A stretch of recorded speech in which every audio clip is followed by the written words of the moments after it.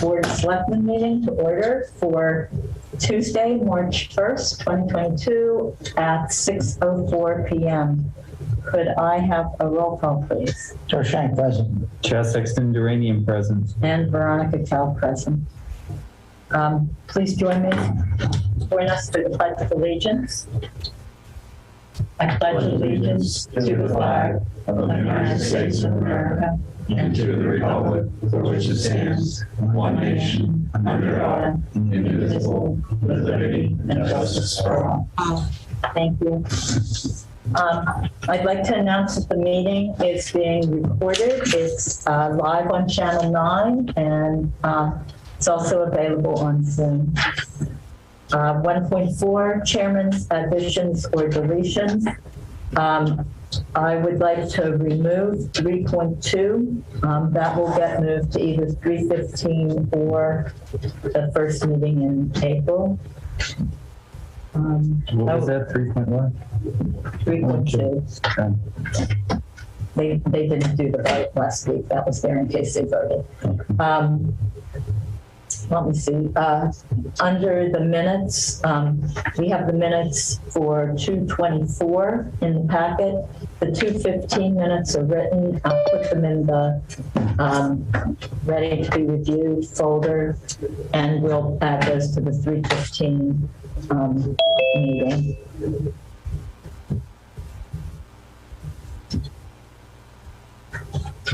And let me just check them out and see. I think that's all I have. Did anybody else want to make any changes? Yes, Madam Chair, I'd like to move item 4.6 to 1.7, please. Is there a motion? I make a motion to move our item 4.6 in regard to masking at Town Hall or town properties to agenda item 1.7.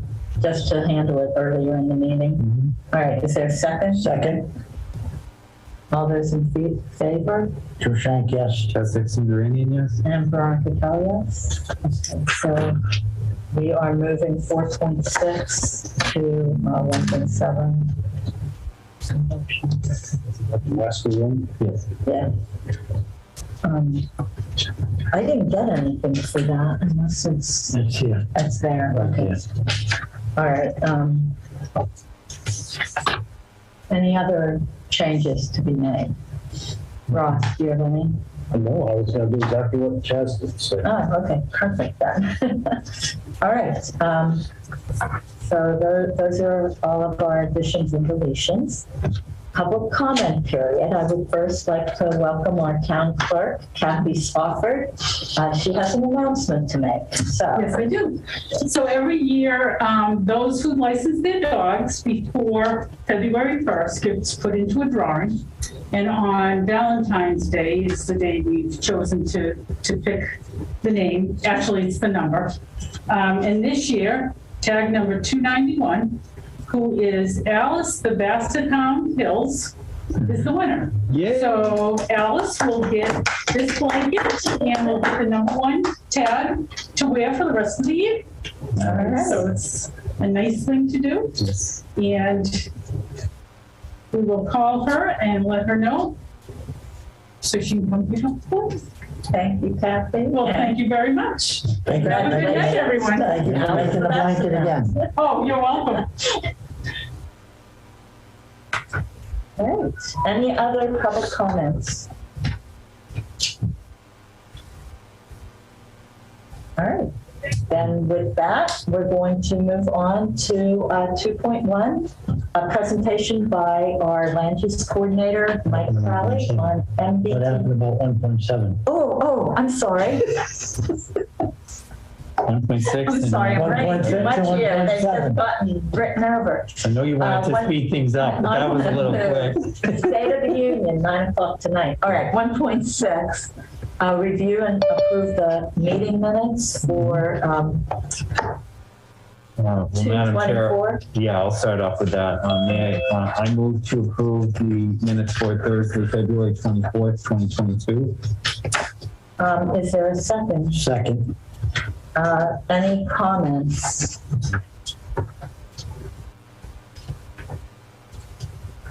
No comments? All right, all those in favor? Joe Shank, yes. Chad Sexton Duranian, yes. And Veronica Cal, yes. All right, the next set of minutes is for 3/23, 2021. There's two of those. I think I put two in the first one. We did. That's kind of, I wonder if that's my great skills of Microsoft Office. All right, the next one is for 3/23/2021 at 6 p.m. This was, I think I was the only one on the board at that point. Or no, Joe, you were as well. You and I. Chaz, I believe you can still vote, but I move to approve the minutes for March 23rd, 2021. Second that. all right, are there any comments? Or is anything that I need to change? It needs to be changed.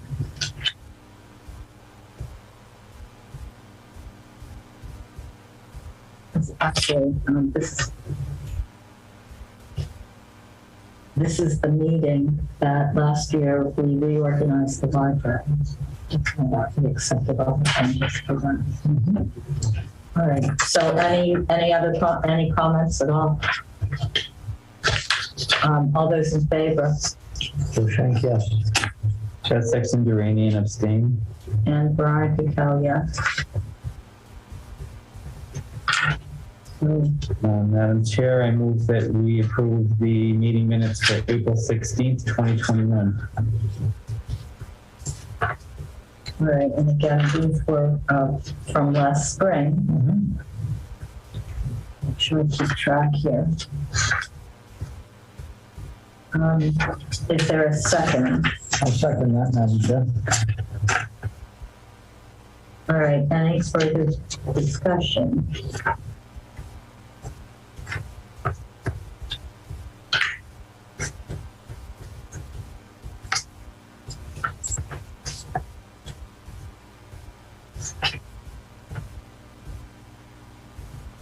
You know, the one thing that I see missing here, and I'm gonna put the last one, is a link to the YouTube video. Do you see a link to the YouTube video? I do not. Okay. So I will add that.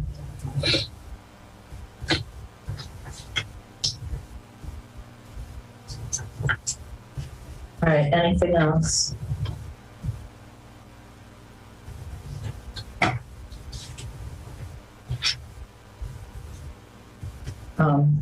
All those in favor? Joe Shank, yes.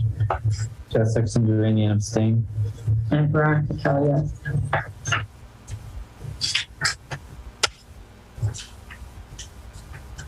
All right, next one.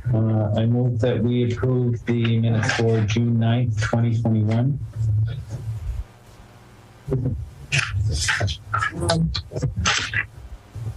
Second.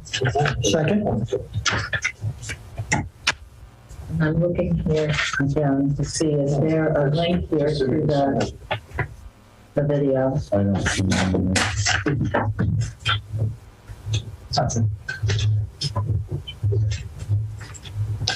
So I will add that in.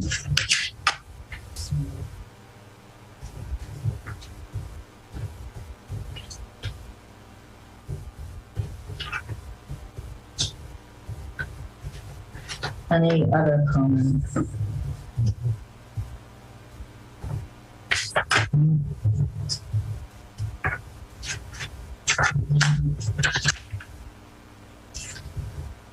All right, all those in favor?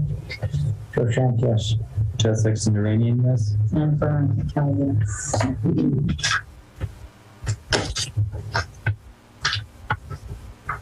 The next one is 10/25/2021, and I think this is where we switch to the new format, correct? So I move that we approve the meeting minutes for October 25th, 2021. Second that. All right. It needs also the video footage. Yeah, there's a heading for it, but there's no link.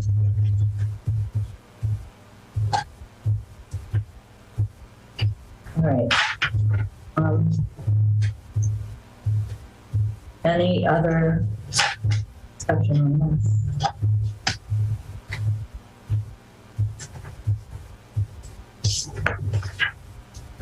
This looks good.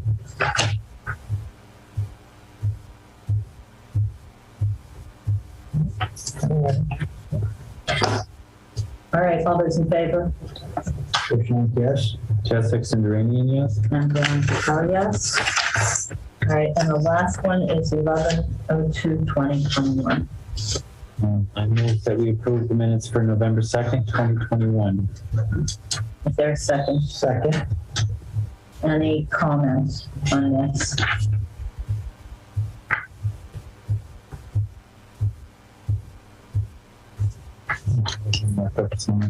This one has the approved link. Yes, it does. Yes. Let's put it in. All right, all those in favor? Cruikshank, yes. Jessica Cinderanian, yes? And yes, okay, thank you. And Chad, you're going to move these from the working minutes folder into the, I'll put the links in Okay. and let you know. And then if you could move those, that would be great. All right, with that, we're moving on to 1.7.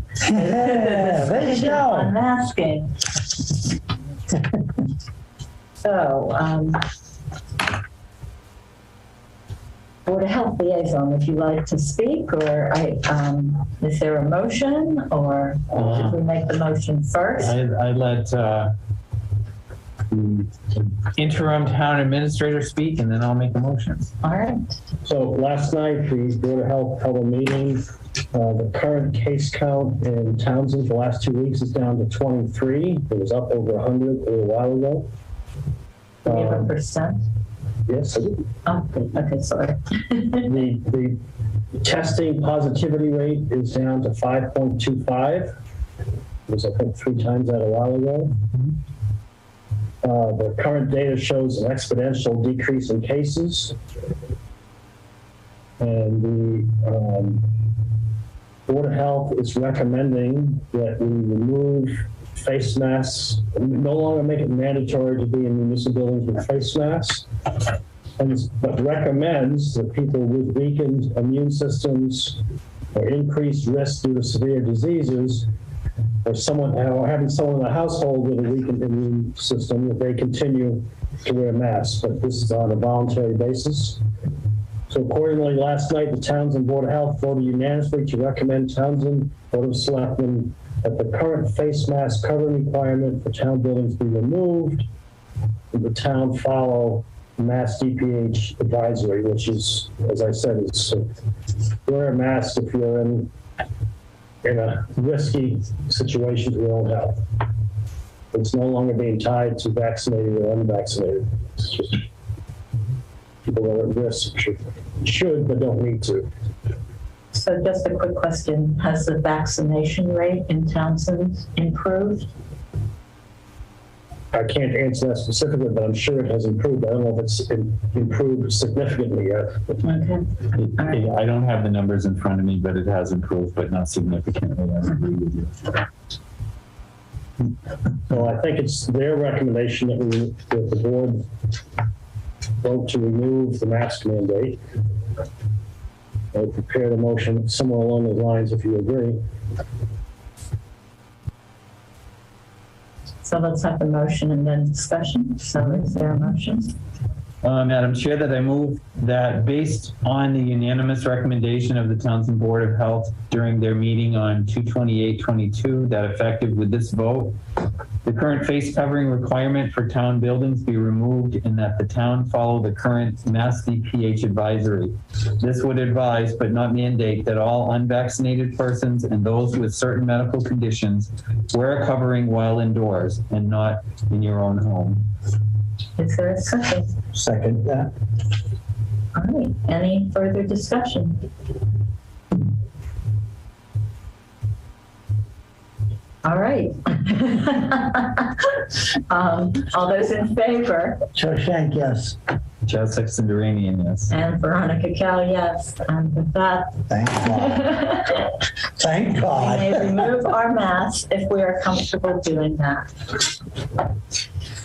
Hey, there's Chaz over there. And I have shaved. Motion passes. I'll change the letter on the website Thank you. later tonight. All right. Moving on.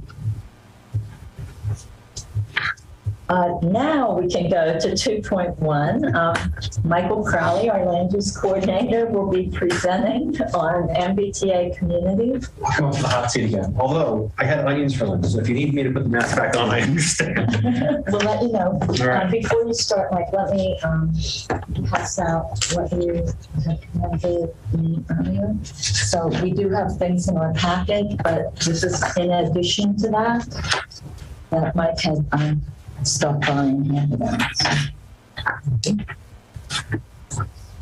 All right, so with that, I'll turn it over to you, Mike. Yep, thanks for letting me come by and talk a little bit. I just wanted to give a little bit of a briefing on an act that was passed January 14th of 2021 from Massachusetts. It was an act enabling partnerships for growth. This is an act that was enacted that is relevant to MBTA communities, which Townsend is a member of. And the act required that all communities should have a zoning ordinance or bylaw that provides for one district of reasonable size in which multifamily housing is permitted as a right. And I can go into all the details of that. There have been some draft guidance that have come forward again in terms of how to be in compliance and some definitions. But I just want to preface by saying that this act only requires a bylaw or zoning ordinance for multifamily housing. It does not require, at this stage, actual construction. It's simply about getting the bylaw for right. There are some specific things that are of note, I will say. For one, the district of reasonable size has a minimum area of 50 acres. 50 acres? Sorry, I apologize, not 50 acres. 50 contiguous acres, yes, 50. 50 contiguous acres. This can be a zoning overlay, so it can be overlaid on top of existing districts. Additionally, there is a minimum gross density requirement of 15 units per acre. This means that this law requires a bylaw or zoning ordinance for a minimum of 750 multifamily units for all towns and MBTA communities. We are an MBTA adjacent community, which means that we do not have a direct MBTA access in terms of a bus stop or train station. For communities that have those, it's required to be within a half of a mile of those amenities. There are guidelines going forward, and there are draft guidance compliance going on right now that are open to public comment. So that can be public commented as well. There are conditions for exclusions and limitations according to things regarding septic and Title V of the State Environmental Code, wetlands, and that nature of things. But this is an act that has been enacted, and so we are required to comply with it. There are some deadlines going forward. The soonest one is May 2nd, which is simply submitting an application with the contact information for the person who is going to be coordinating this, which is in this case probably myself. It's up to the board, but I believe it would be me. And there would have to be a briefing to the city council, town council, or select board, which is happening tonight. There are several other dates that you can see on the second page of this briefing on multifamily structures in Townsend. Just to speak more broadly about this, this is a big variation from the current Townsend bylaws. The current Townsend bylaws for multifamily units, the minimum lot for each unit is 8 acres. And there is a maximum of 6 units per lot. So the current density is 6 units on an 8-acre lot. This would be a rough a density of 15 units per acre. So it's a big change, which is why it seems more likely that this would have to be a bylaw as opposed to a zoning ordinance, but it could be for compliance, a zoning ordinance or bylaw. So I'm happy to answer questions because this is a big thing that's going on. We've been attending a lot of briefings about this and figuring out what it is that Townsend needs to know going forward. And there's another agenda item about technical assistance later on the agenda for tonight, but I wanted to come by and do a quick little briefing and answer some questions, because I'm sure you have lots of questions about this. Okay, who wants to go first? Go ahead, I can Madam always Chair. go. You're always up front. Fire away. Okay, so my first question is, there was a period of time in which people could comment Yes. on the ruling itself. Has that expired? So right now, the public comment period is only on the draft guidelines, which you could put in, and any public could put in. I would encourage people to do that. That is open until March 31st. Okay. And so anyone can put a public comment into that, and those are still being addressed. There's a lot of people who are very interested in this, in particular, because the MBTA communities is a pretty wide net of communities. It ranges from communities that have large populations near Boston to small communities like Townsend, and I think one of the smallest ones is Princeton with 3,000 people. There might be a smaller one. I don't know the statistics right off the top of my head. So it's a pretty wide range. And in particular, not only with the size of the lot, the density of the units, but also the requirements that these units not have age restrictions and not have any regulations on number of bedrooms per unit, means that 750 units could be 753 bedroom units. So it's one of those things that it has a lot of conversation that needs to be had about it in terms of making sure as we move forward with it, it's smart use and smart planning and things like that. A major concern for Townsend is the fact that we don't have public sewer here in Townsend. Everything's on septic.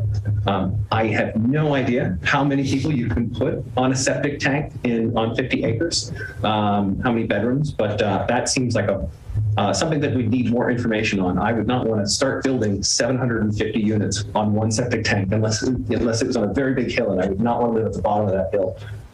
So it's a conversation that we need to have lots of conversations about, which is why I wanted to come and talk early about this. Our deadline for our first compliance, which is just simply a form in this meeting, was May. But this is something that deserves a lot of conversation. And so we're doing a lot of work on it. So I know we have more questions for sure. I think it was at an MRPC meeting that Glenn Eaton had said that communities could band together and MRPC would be willing to submit comments if we wanted to be part of that. So I see that Laurie's on. I know she wasn't expecting me to ask her a question, but Laurie, she's the other representative. I'm the alternate rep to MRPC. She's the main rep. Laurie, are you there? Yes, I am. Do you remember Glenn mentioning something about that at one of the meetings? Yes, I do. And I definitely would use the MRPC resources to regionalize this, because that's what they're good at and that's what they're there for. I also, to your comment about how many bedrooms on 50 acres, it's all depends. Okay, it depends on the soil testing, and the Board of Health would be probably have the most information for you regarding that. And we do have a shortage of housing, so I think we should take every opportunity that we can to get something going here, So I'm not sure which boards you've spoken to yet regarding this. I know you said you, Michael. Yes, I'm sorry. I wasn't sure if you were addressing me or a member of the committee. Yes, I have spoken with the different departments here in town. The thing to remember for this act and this compliance is zoning ordinance or bylaw. It has nothing to do with actual construction, although obviously Townsend is a community that makes smart decisions, and so we're not going to put a bylaw in place never expecting it to be used. So we're going to have informed. I have spoken with Board of Health, and so right now Title V septic is based on bedrooms. And so for Title V septic, there's a capacity requirement of 110 gallons per day per bedroom. But there is no reference document for the maximum number of bedrooms that can be supported by septic in a community, which is something that is technical assistance that I would very much appreciate in moving forward. And I know that that is a broad answer, because this is a large conversation. We're having there's a lot of conversations going on about it.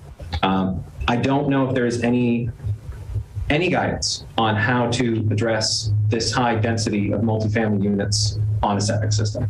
And it's something that has been raised as a conversation that should be had. So I think that's something that could go into a comment back to the guidelines. Yeah, I think that's where a package treatment system comes into play, because that can be scaled up to fit that type of number. Your challenge would be your build out, because package treatment systems can be designed for like a large number of houses or bedrooms. And if you start off with 2 houses, the system may not work until you get up to some minimum threshold. So, but that's all to be worked out in your design plans. We're not the only MBTA community that has septic as their town sewage, private septic.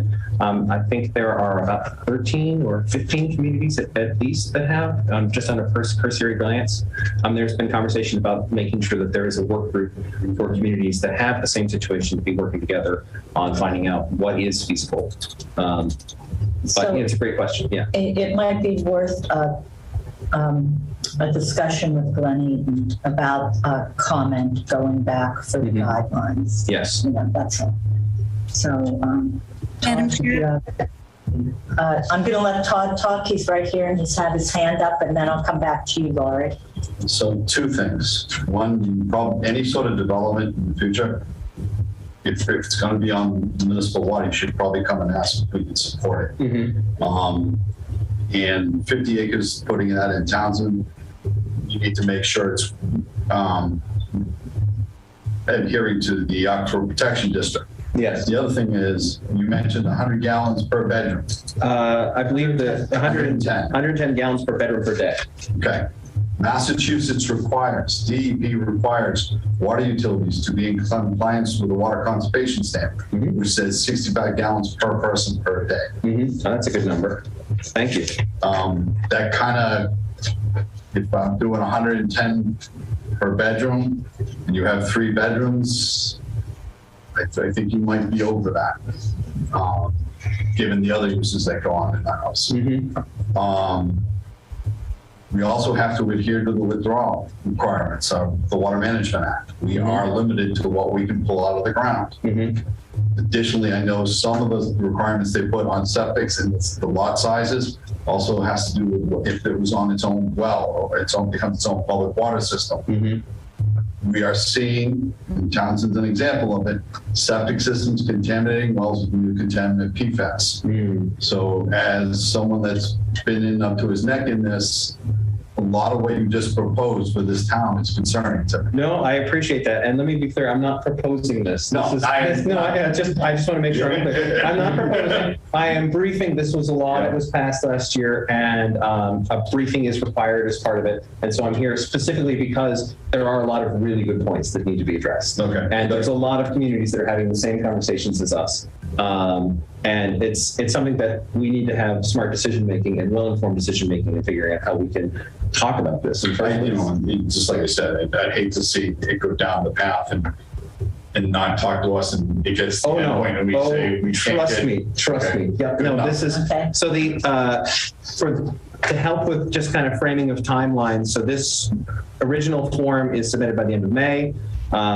There is a notification that we are not currently already having that in town by the end of the fiscal year, by the end of the calendar year. By July of next year, there's an action plan, which is basically proposing what we're going to do in order to get a bylaw or an amendment. And then by December 31st of 2024, there needs to be a zoning amendment adopted. And that's the deadline for action in terms of this, the act, in terms of having that. Again, there's a big conversation about, sure, this is an act that is specifically related to zoning bylaws, but what is feasible and wise use is a conversation that has to be accounted in any kind of decision about zoning or bylaws. So that's why we're having an early conversation. We're going to have lots of conversations. I don't think Townsend has considered anything of this scope before. I've only been here for 2 months, but I didn't notice one driving around the streets the other day. So so thank you for that. It's very, very valuable to have that kind of conversation at this point, at this early point for sure.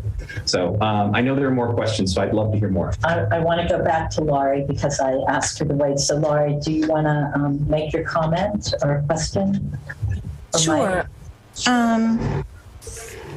Todd is absolutely correct regarding our wells and water. But the point I would like to make is that in planning, in housing departments and committee meetings, the discussion is more around allowing it in a bylaw. And it's always subject to Board of Health regulations. So it always falls back. We're not encouraging anything that is inappropriate or harmful to the town, to its groundwater, or anything like that. We're proposing an acceptance and an easier process to have housing developed if it falls within the guidelines. So there's no pushing anything on anyone. It's just finding a way to get something accomplished if it's allowable within our jurisdictions. The bylaws don't allow for it. We need to have bylaws that allow for it and then follow through after that with whatever restraints we have. Ross is also right about sewage treatment plants. The thing is, you have to have a lot of usage to make them viable or they die, which is what happened to the one we had at the school. So lots of discussion to have, but we should be open-minded and acceptable to finding solutions in our future for housing. Thank you. All right, so any other questions from the board? I don't have a question. I guess I have a comment because I brought this up to the Housing Authority probably 9 months ago in regards to the this law in its preliminary stage because we were in the process of preparing the housing production plan.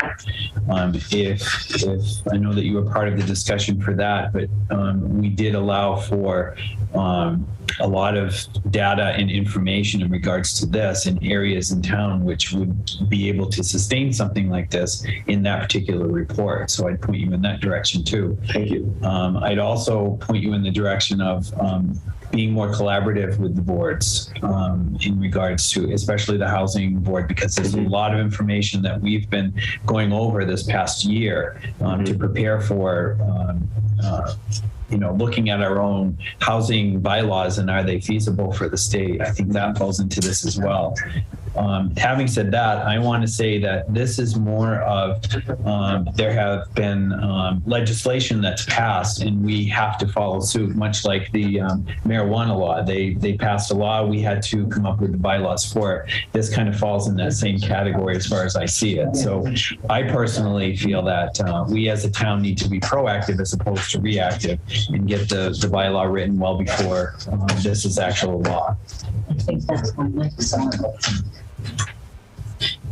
And if I can offer one more comment, I do think this is a great opportunity to have conversations about what it is that Townsend needs and figuring out ways that we can look at this in a way that works for Townsend, whatever it is. There's a funding for technical assistance that we'll be talking about at a later item that can inform this, but also can inform Townsend as it moves forward in all of its decisions. So that's something that I really want to make sure is that if we're going to be putting the work into this, we put in the work so we get the most out of it for the town. I agree, and I thank you for your work. Have you, really important, I think you need to work with the Board of Health especially. Yes. That is first and foremost, it protects the drinking water with the septic systems. All testing throughout the town has different rates of percolation, everything. That's going to kind of determine where, when, and how things can be done.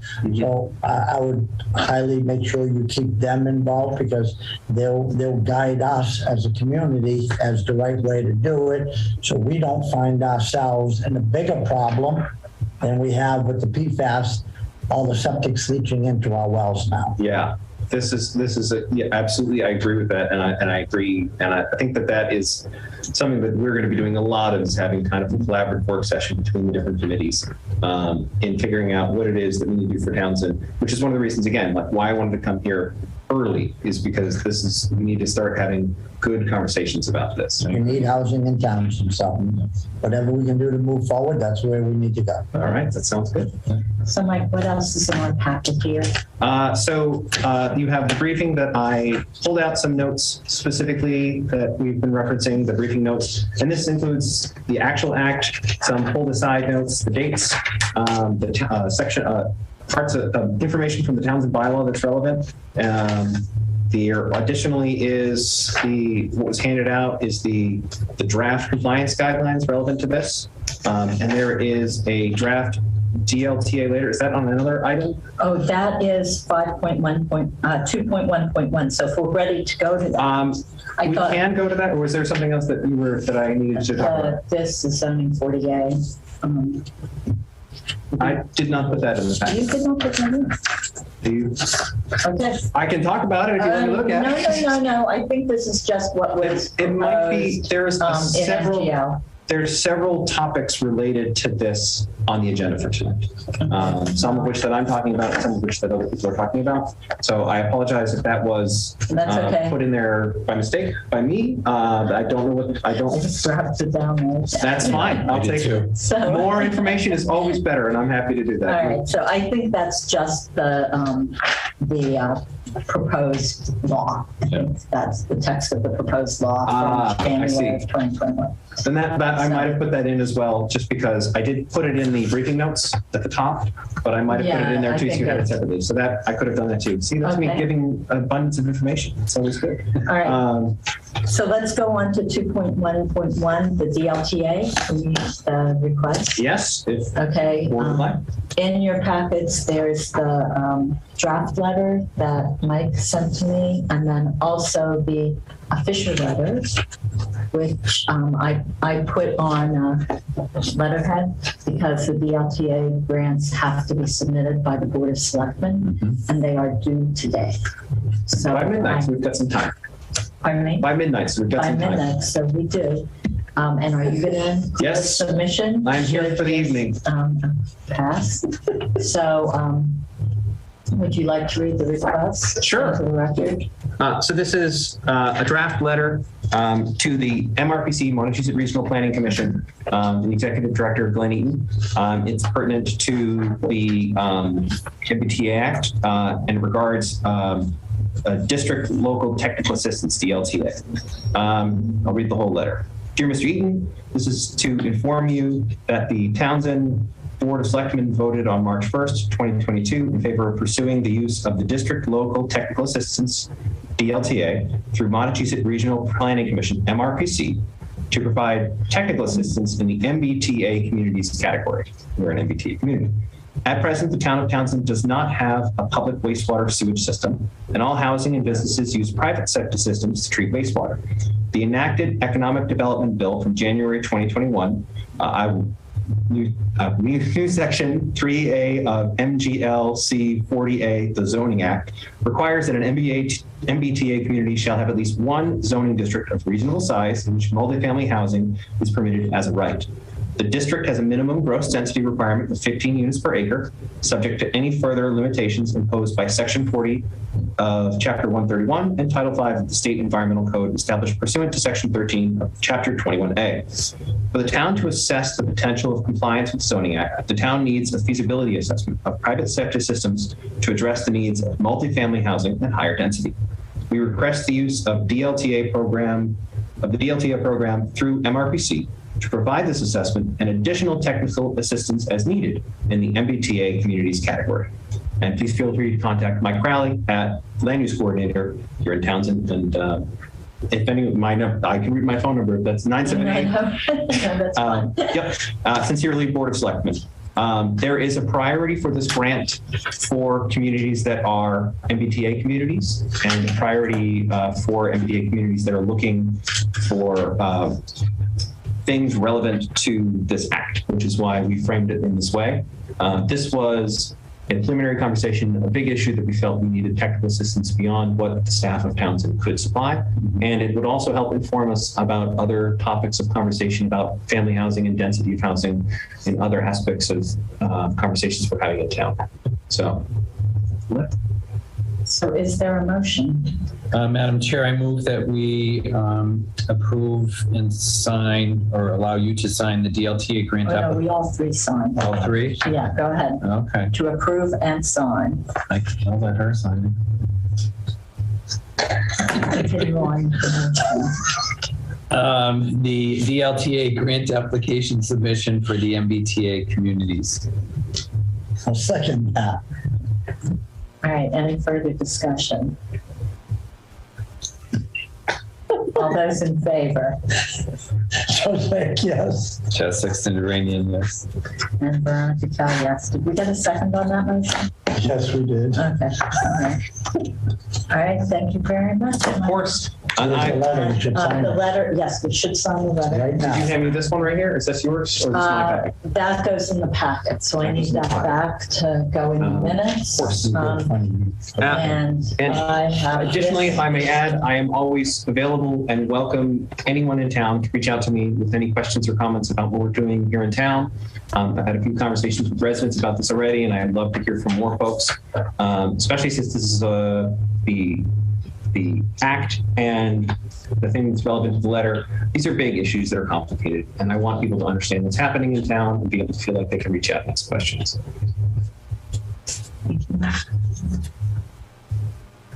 And once that's signed by all, it can go to Mike and he can transmit it. I will transmit it. I have Oh, you have a few other things on my agenda. You're not done with me yet, is really what's going on here. But at some point you'll get rid of me, I promise. Thank you very much. And when you transmit it, if you could scan it to me, I will do that. that would be good, or Yes. whatever. Okay. Thank you. All right, so moving on to 2.2, the meeting with Tag and Bond to discuss water rate increase. And I did put in your packet, this was sent to the select by Misty. I'm just going to read this. Attached are the two items that the water department is requesting to be put on the March 1st agenda. The first is a water rate study done by Tag and Bond. A representative from the company would like to do a small presentation of the information. The increased rates have been voted on by the Board of Water Commissioners. This will purely be for information purposes to the residents. So that is what section 2.2 is. And then also there is the updated White Mountain IT contract that has been approved by Town Council and voted on by the Board of Water Commissioners as well. And that is on the agenda further down at 4.1 in the work session. So with that, I would like to turn it over to Mike Schrader. Mike Schrader. All right, do either of you want to talk first? Or? Let them. Well, I just one couple of things. We hear time and time again questions about whether the water is safe to drink.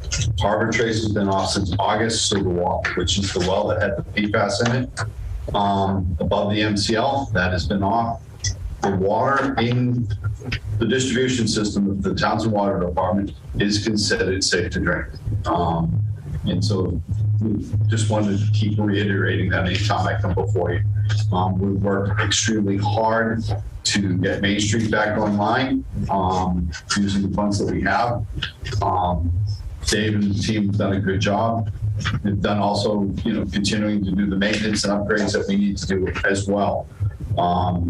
And we procured Time Bond to do a rate study to see where we sat and where we needed to be, or if we needed to be anywhere. And with that, I'll turn it over to Mike. Hello, can you see me, hear me? Yes. I must say, I'm very impressed with your owl cam. They're doing a great job.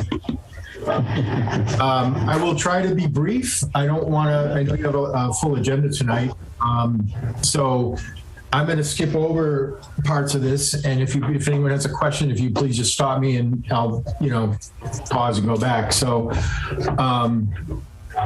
as we, just heard, this was a water rate evaluation for the town of Townsend. And one, brief point I'll make out of this when we're looking at water rates is some of the most important parts is this first block here. And it's that you're meeting all your requirements, which in this case really applies to the level of service. So your regulatory requirements, customer expectations, and, fire protection, those kind of things, that you're fully staffed, that you have all the people that you need, and that you're backfilling positions as they become vacant. And lastly, that you have a proactive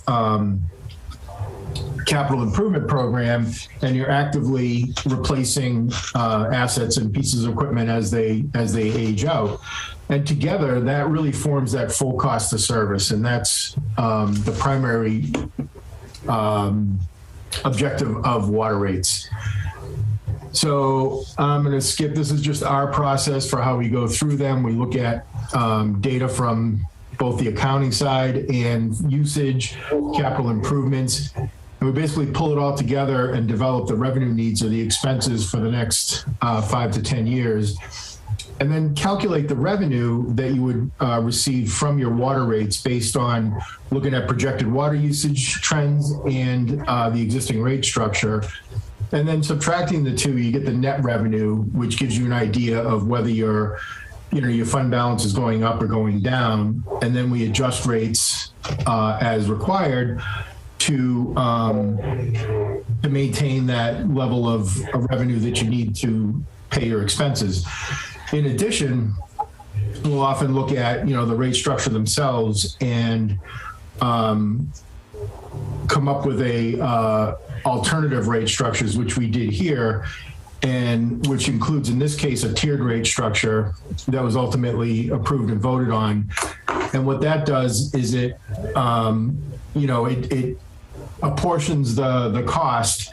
And just taking a step back, an enterprise fund is designed to recover all of the expenses for a water or sewer utility, or sometimes golf courses or ambulance services. And the goal is to then project those costs, or, recover those costs back from the customers in a way that reflects their cost causation on the utility. So in other words, a way that's fair and equitable. So starting with the operating expenses, we base this on both a review of the past historic expenses and projected future expenses. And we took these from, different sources, from the capital improvement plan and from the most recent budget. This is the capital improvement plan, which is, generally the biggest driver for behind rates in any utility. That and the amount of, water usage, whether it's going up or going down. And here, the town had been working on, or the water department had been working on a, capital improvement program, had completed a master plan last year and was incorporating that when the PFAS became known, which puts a wrench in the plans and requires sort of immediate action on that. So that's this this item down here that we see, and that is based on a construction cost estimate that was submitted with the project evaluation form to the DEP for inclusion in the state revolving fund approval for this year. And it has a principal forgiveness that's recommended based on last year's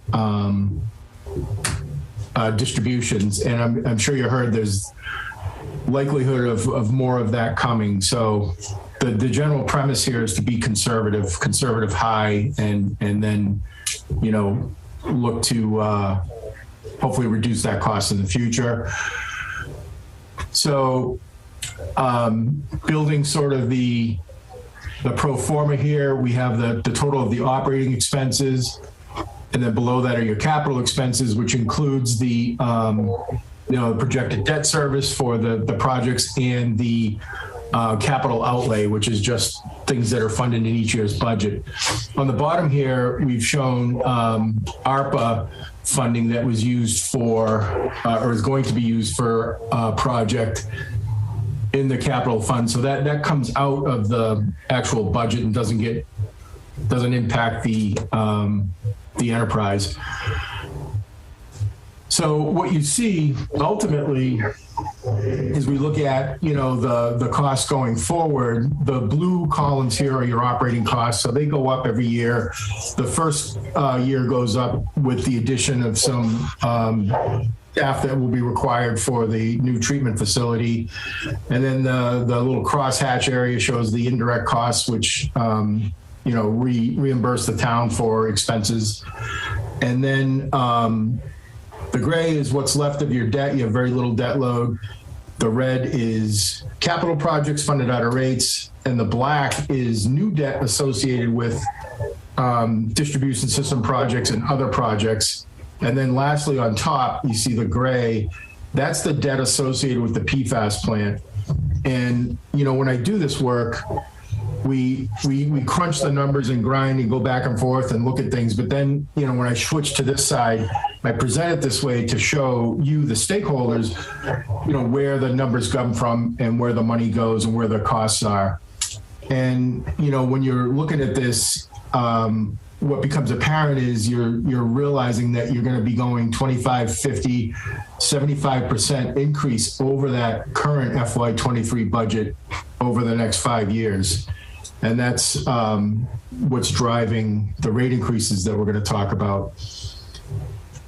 So the next thing we look at is water usage. And I think people are surprised sometimes at how much time we spend thinking about this and talking about this, because the water usage is 70% of your rate revenue is based on the customer's water consumption or water usage. And that's about 90% of the total revenue. So as goes water use is how your revenue goes.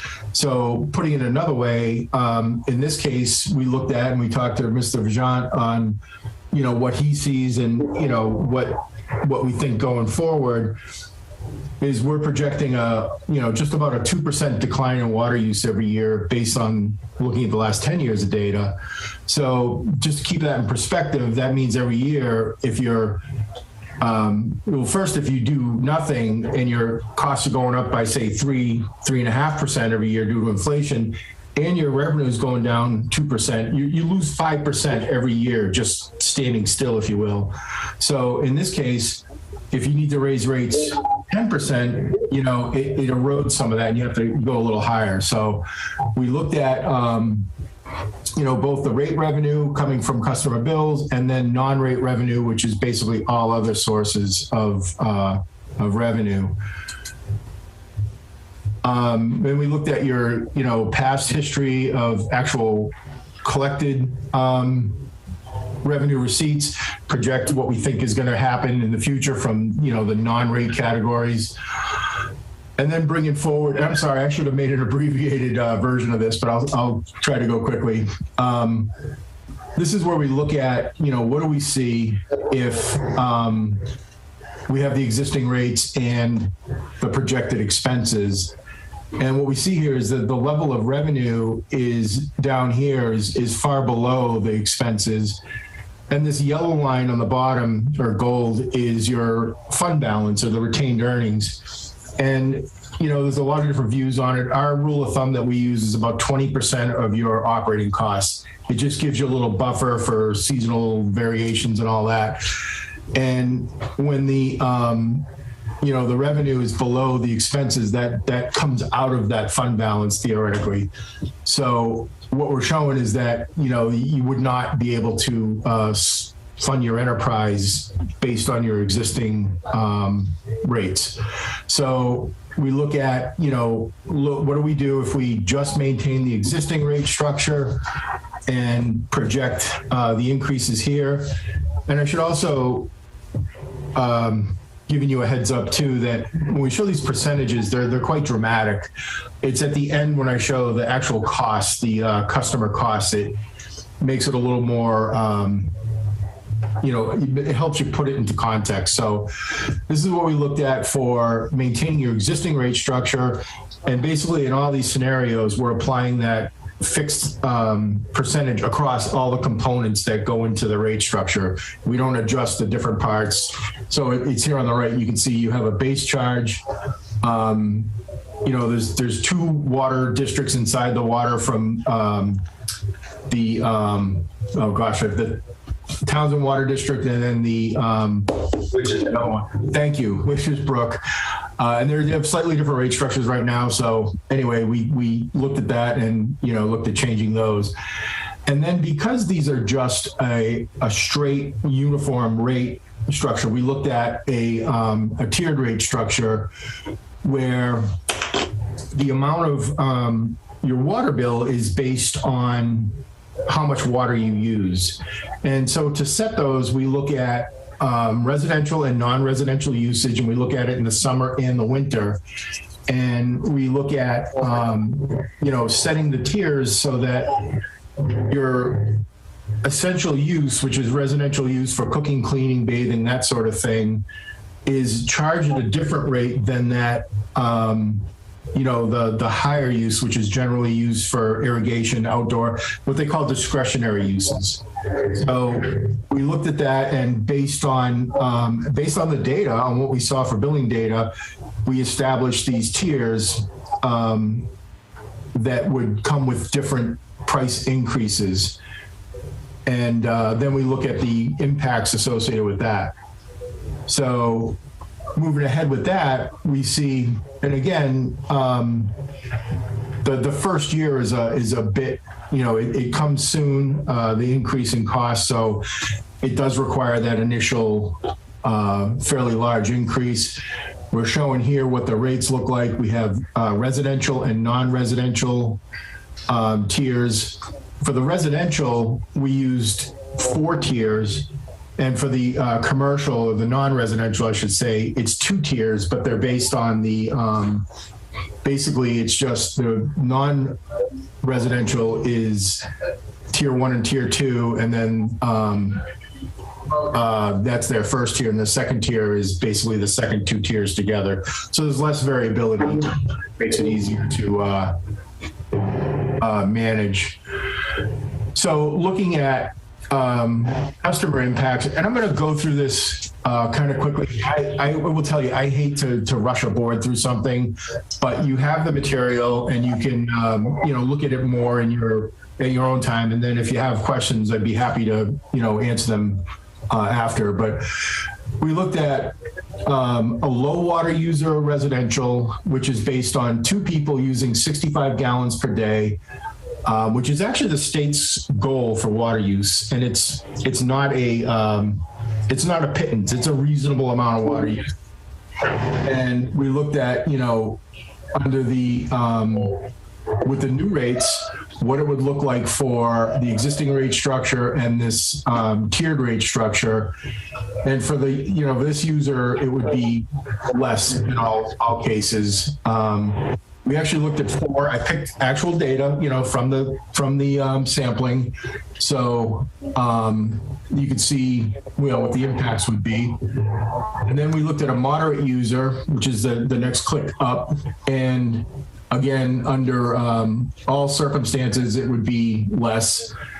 Looking again at summer and winter, and this here, the summer to winter ratio, just gives you an idea of how much more water they're using in the summer than the winter.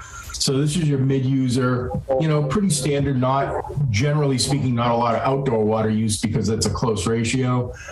And then lastly, we looked at the high water users. They're out here in the, the higher end. And, we see a summer to winter ratio is very high in some cases. And that is what is going to cause an increase in cost in their summer based on the new rates, and in some cases a decrease in the winter. And that is generally used to, one, distribute those costs towards the higher users, and also encourages water conservation. And one of the bigger reasons for needing the second well is to provide that demand in the summer, that peak demand. So, and then we looked at the top 10 non-residential, because when you're changing a rate structure, you can have, I want to make sure we understand what the significance looks like and what the outliers look like, et cetera. So again, some of them are paying more, some of them are paying less. and it, gives you an idea what those rate impacts look like. It's a little harder to, evaluate non-residential impacts because it's a business. It's not a home. It's not a homeowner. So you can see that some of them, the rate goes up $500, but yet their bill is $6,000 as it is. So it's, you have to kind of take that in context. So the next thing we look at, and this is the last one, is everybody's concerned about affordability. I am too, and I work hard to try to help ease the burden on the impacted populations. And here we have two of the industry indicators. I don't like to come in and talk about how much a cell phone costs or a pizza or Starbucks because it's, it's just not productive.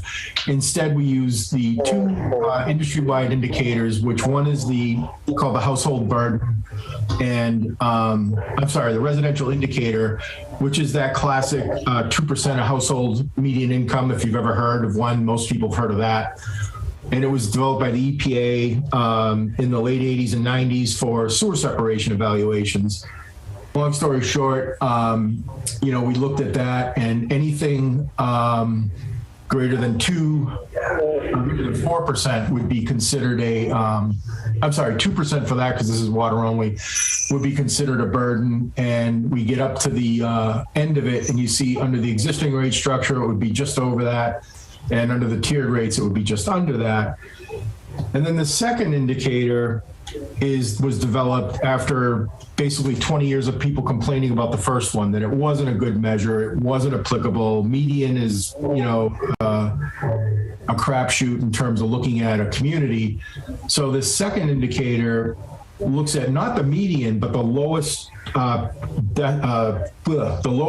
percentile of your community and what that income is. And they call it the lowest quintile.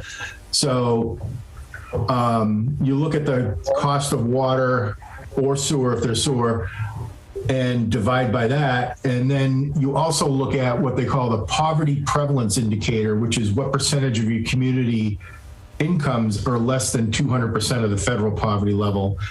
And that, also sort of helps categorize the community, looks at a community aspect.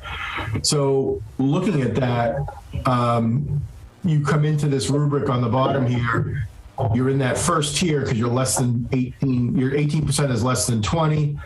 And then the lowest quintile income, by the way, is 17,000. So we're not looking at the median, we're looking at a household making $17,000 a year. And this is the indicator going up all the way out to FY31. And to be even more conservative, we don't escalate that income, and God willing, everybody's income goes up a little bit every year. So we hold that steady. So it's the most dramatic or the most, conservative view. And we see that at the end, we would still be 7 to 10%. We'd be in that middle. So it would go from, what they consider a low burden to a moderate to low burden over the next 10 years. And also, I'm sorry, I didn't point out at the top here, we have the actual costs. And so this is for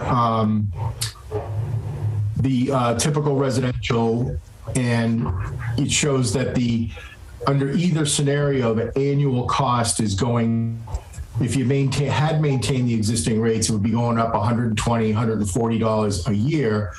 Under the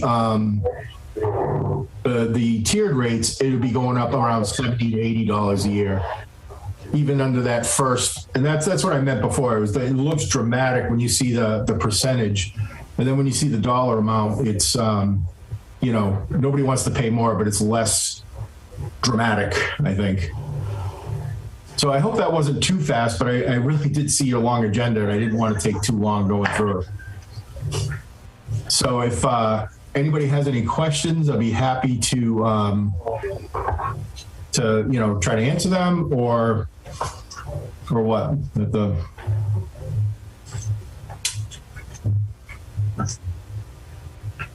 I don't have any questions because I've already gone through this all. So This is my second time too, so. Okay. Questions? Ross, do you have a question? When would you implement these rates? It will be coming out in the July 1st bills. And Mike, you had a very detailed study. You mentioned that you calculated indirect costs. Correct. Can you tell me what's in that number and what that number would be for FY23? Yes and no. I can tell you that I included indirect costs, but I did not calculate them. Those were provided with us with the rest of the data. And looking back, so. I can answer that one. Yeah, it's about $200,000 a year. Yes, sir. It's all the insurance for the employees, it's the reimbursement to the town. That's the indirect cost. That's what I assumed it was. And frankly, I was just trying to find out if there was a number on what you thought it would be for FY23. Last year was 234. We budgeted 300,000 because we have no idea what it's going to be. Because we never know what, like, the cost of health insurance going up, or until it passes, which is still in the planning stage right now, right? So, and you're budgeting how much for FY23? 300. 343, 281. Well, I put in our budget 300, which I handed to you today. Why 300 instead of 343, 281? That was because of the hiring two employees this year, but we delayed that to keep that number down.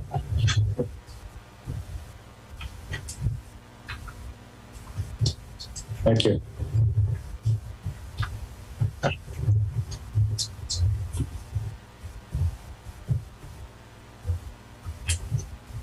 Any other questions? I will mention that those indirect costs have been a bone of contention with me specifically.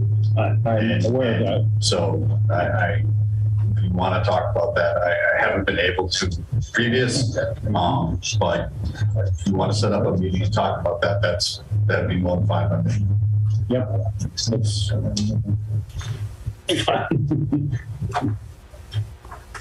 All right, any other questions from the board? So am I hearing this correct? The first year, that rate was how much percentage increase? 20. And that's primarily to take on so we can get the plant built. And I get that. I mean, times are pretty tough for everybody right now. There's a lot of citizens in this community that are just barely making it with all the increases of the electric companies and everybody. I mean, is this the right time to, we all get it, I get that, but is this the right time to say, okay, we want to have a increase of 20%, and, I get it, we have to update. I mean, we've had a lot of conversations about money getting put in and helping you guys doing different things, but I'm not in favor of a 20% rate increase. I can answer. Well, I guess my question is, it says 20% here, but because of the tiered structure, doesn't that mean that everybody doesn't get it? Not It's everybody not a gets flat off the overall. 20%. The overall. And it's based on your usage, Correct. is that correct? Okay. Of water. And it's also what the state, we didn't have a rate increase for over a decade before we got here. All right. So we did, kept the single rate because we didn't have time to come and formulate or get a rate study. The state actually doesn't require, but strongly recommends you have a tiered rate, especially if you're going for SRF loans. So we had to go to a tiered rate anyways.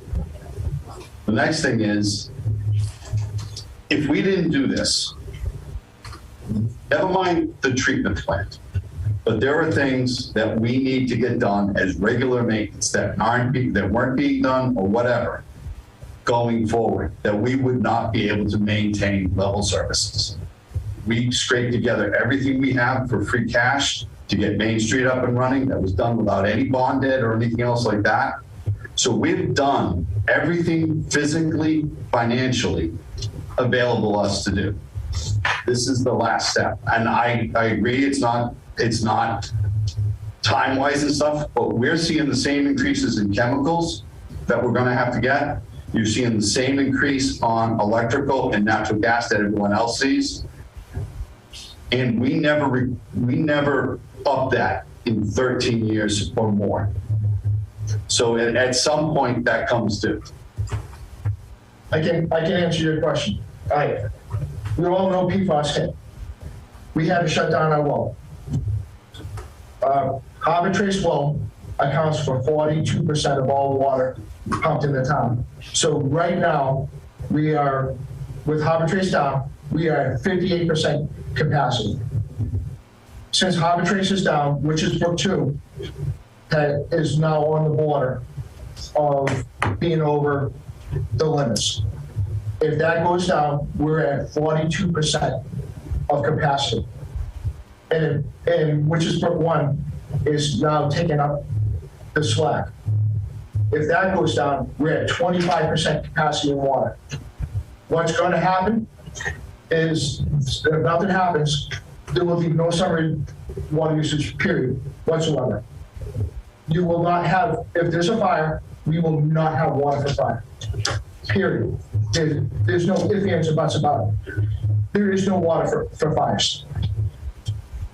That's the situation that we're in because of PFAS testing. So you're going to sit here and tell me if this all doesn't go and the well goes down, PFAS, you're going to be at 40-something%. So a person's house starts on fire and they're on a hydrant. You're going to tell me they can't hook to a fire hydrant? No, they can. They might not get any water out of it because we can't pump enough water out of it. DEP would allow us if we didn't have other sources to use it. However, what they would attach to it is a note.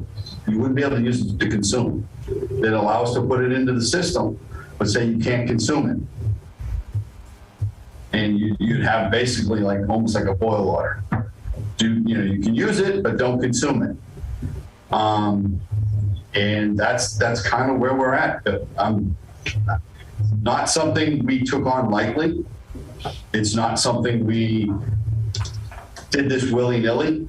We wanted to make sure we had the facts before us. You're looking at worst case scenarios, especially with the bond debt, the new debt coming on. The monies are going to come from SRF. PFAS right now is projected to be 0% interest. There are talks of principal forgiveness. We don't know percentages yet. And that's why I don't think it was included in these projections. But a system needs continual maintenance. You need to pull wells, you need to clean them on a rotating basis. You need to replace and exercise gates and replace water mains. You need to, our storage tank at Highland had never been cleaned and never been painted. It's a cement tank. It had a good inch and a half of lichen growing on it that degrades the cement. Those should be cleaned and painted every 3 to 5 years, inside and out. It's not, if you don't do the preventative maintenance, which needs to be in your everyday costs, it costs you longer in the long run because you end up replacing things. We're replacing Main Street because the maintenance on the tubular well field hadn't been done, not in an appropriate fashion. Now we're getting a gravel pack well will give us more capacity and stuff. But we don't do some of this stuff, Joe. What happens to the water system is pretty catastrophic. Okay, I get that. I do. And I just want to ask the question, the number, the 343,000, but you gave us 300,000 because we're holding off 2 employees. This rate increase going to be funding 2 more employees? Is that what we're To run the doing? treatment plant. Because you now have a treatment plant, you will need at least 1 more, if not 2 more operators, yes, because you have a treatment system. And it is potentially, it's going to be at least a T2, if not a T3 system. So if I'm reading this right, though, if you're a low water user or a moderate water user, or depending on the season, a Yeah. high water user, you actually have a decrease in Yes. what you're paying. So to say it's a 20% cost to everybody is not exactly, I mean, it's aggregate. Correct, and we looked at other things too, like the non-residential. We wanted to cap that because it's tough enough to bring businesses in here and keep them. We didn't want to force them out by doing anything dramatic. Also, the schools fit underneath that. In the apartments. We didn't want. We didn't want them to. The schools, all they would have done is put that onto the school budget. Which would have hit the tax roll. So the taxpayer would be the resident would be paying twice, basically. So my thing was, or the board's stance was, we wanted to try and limit the impact overall as best we could and smooth it out. We didn't want to hit the people on the lower end that are, like I said, like Veronica said, is on the lower, most of the people on the lower side of the usage are the people that are most vulnerable. So they really do. Time Bond's known for doing very good rate studies. And I think I'd like to commend Mike. Mike worked really hard with us on it. So someone was going to say something. Mike, was it you? Yeah, I was just going to point out that the examples there were based on the 2 different rate structures after the increase. So just to be fair and to be transparent, it's not they're going to pay less money. They're going to pay less than they would under the existing rate structure. Wait, could you repeat that? So on this slide where it says $7.36, that's comparing a summer water bill under the existing rate structure or the tiered rate structure, but it's not looking at year to year. That's the slide here, which is saying it's going to go up, the annual bill. Oh, the annual, Right. I see what you're saying. Okay. Well, no, I don't, actually. So I'm looking at maintain the existing rate structure. Mm-hmm. The increase is $205. With tiered rates, the increase is $82. Is that correct? It's just the rate structure is one rate is what they mean. So you would have to increase that block rate to meet the requirements. You'd have to almost double it. If you kept the single block rate structure. So if you kept looking at this slide, and I know you can't see what I'm doing, but in your total column out on the far right there, if they maintained the existing rate structure over that, 10-year period or whatever it is, it would be $8,666, and there it went away. And if they do the tier, the same person would pay $6,282 overtime. Is that correct? Sure. Correct. Okay. If you water twice a day, 7 days a week, you're going to pay more than the person who's a little old lady that can't afford to put water on the grass And I'm not talking to someone who's 20 years below the old little old lady stage. Is that what you're saying? Yeah, so. Let's not go there. So the other thing too is for anyone who's worried about their lawns and stuff, what I would suggest is the EPA WaterSense is a great website, especially for lawns and things like that, on how to do it the right way. You do not need, and you shouldn't water every day, twice a day.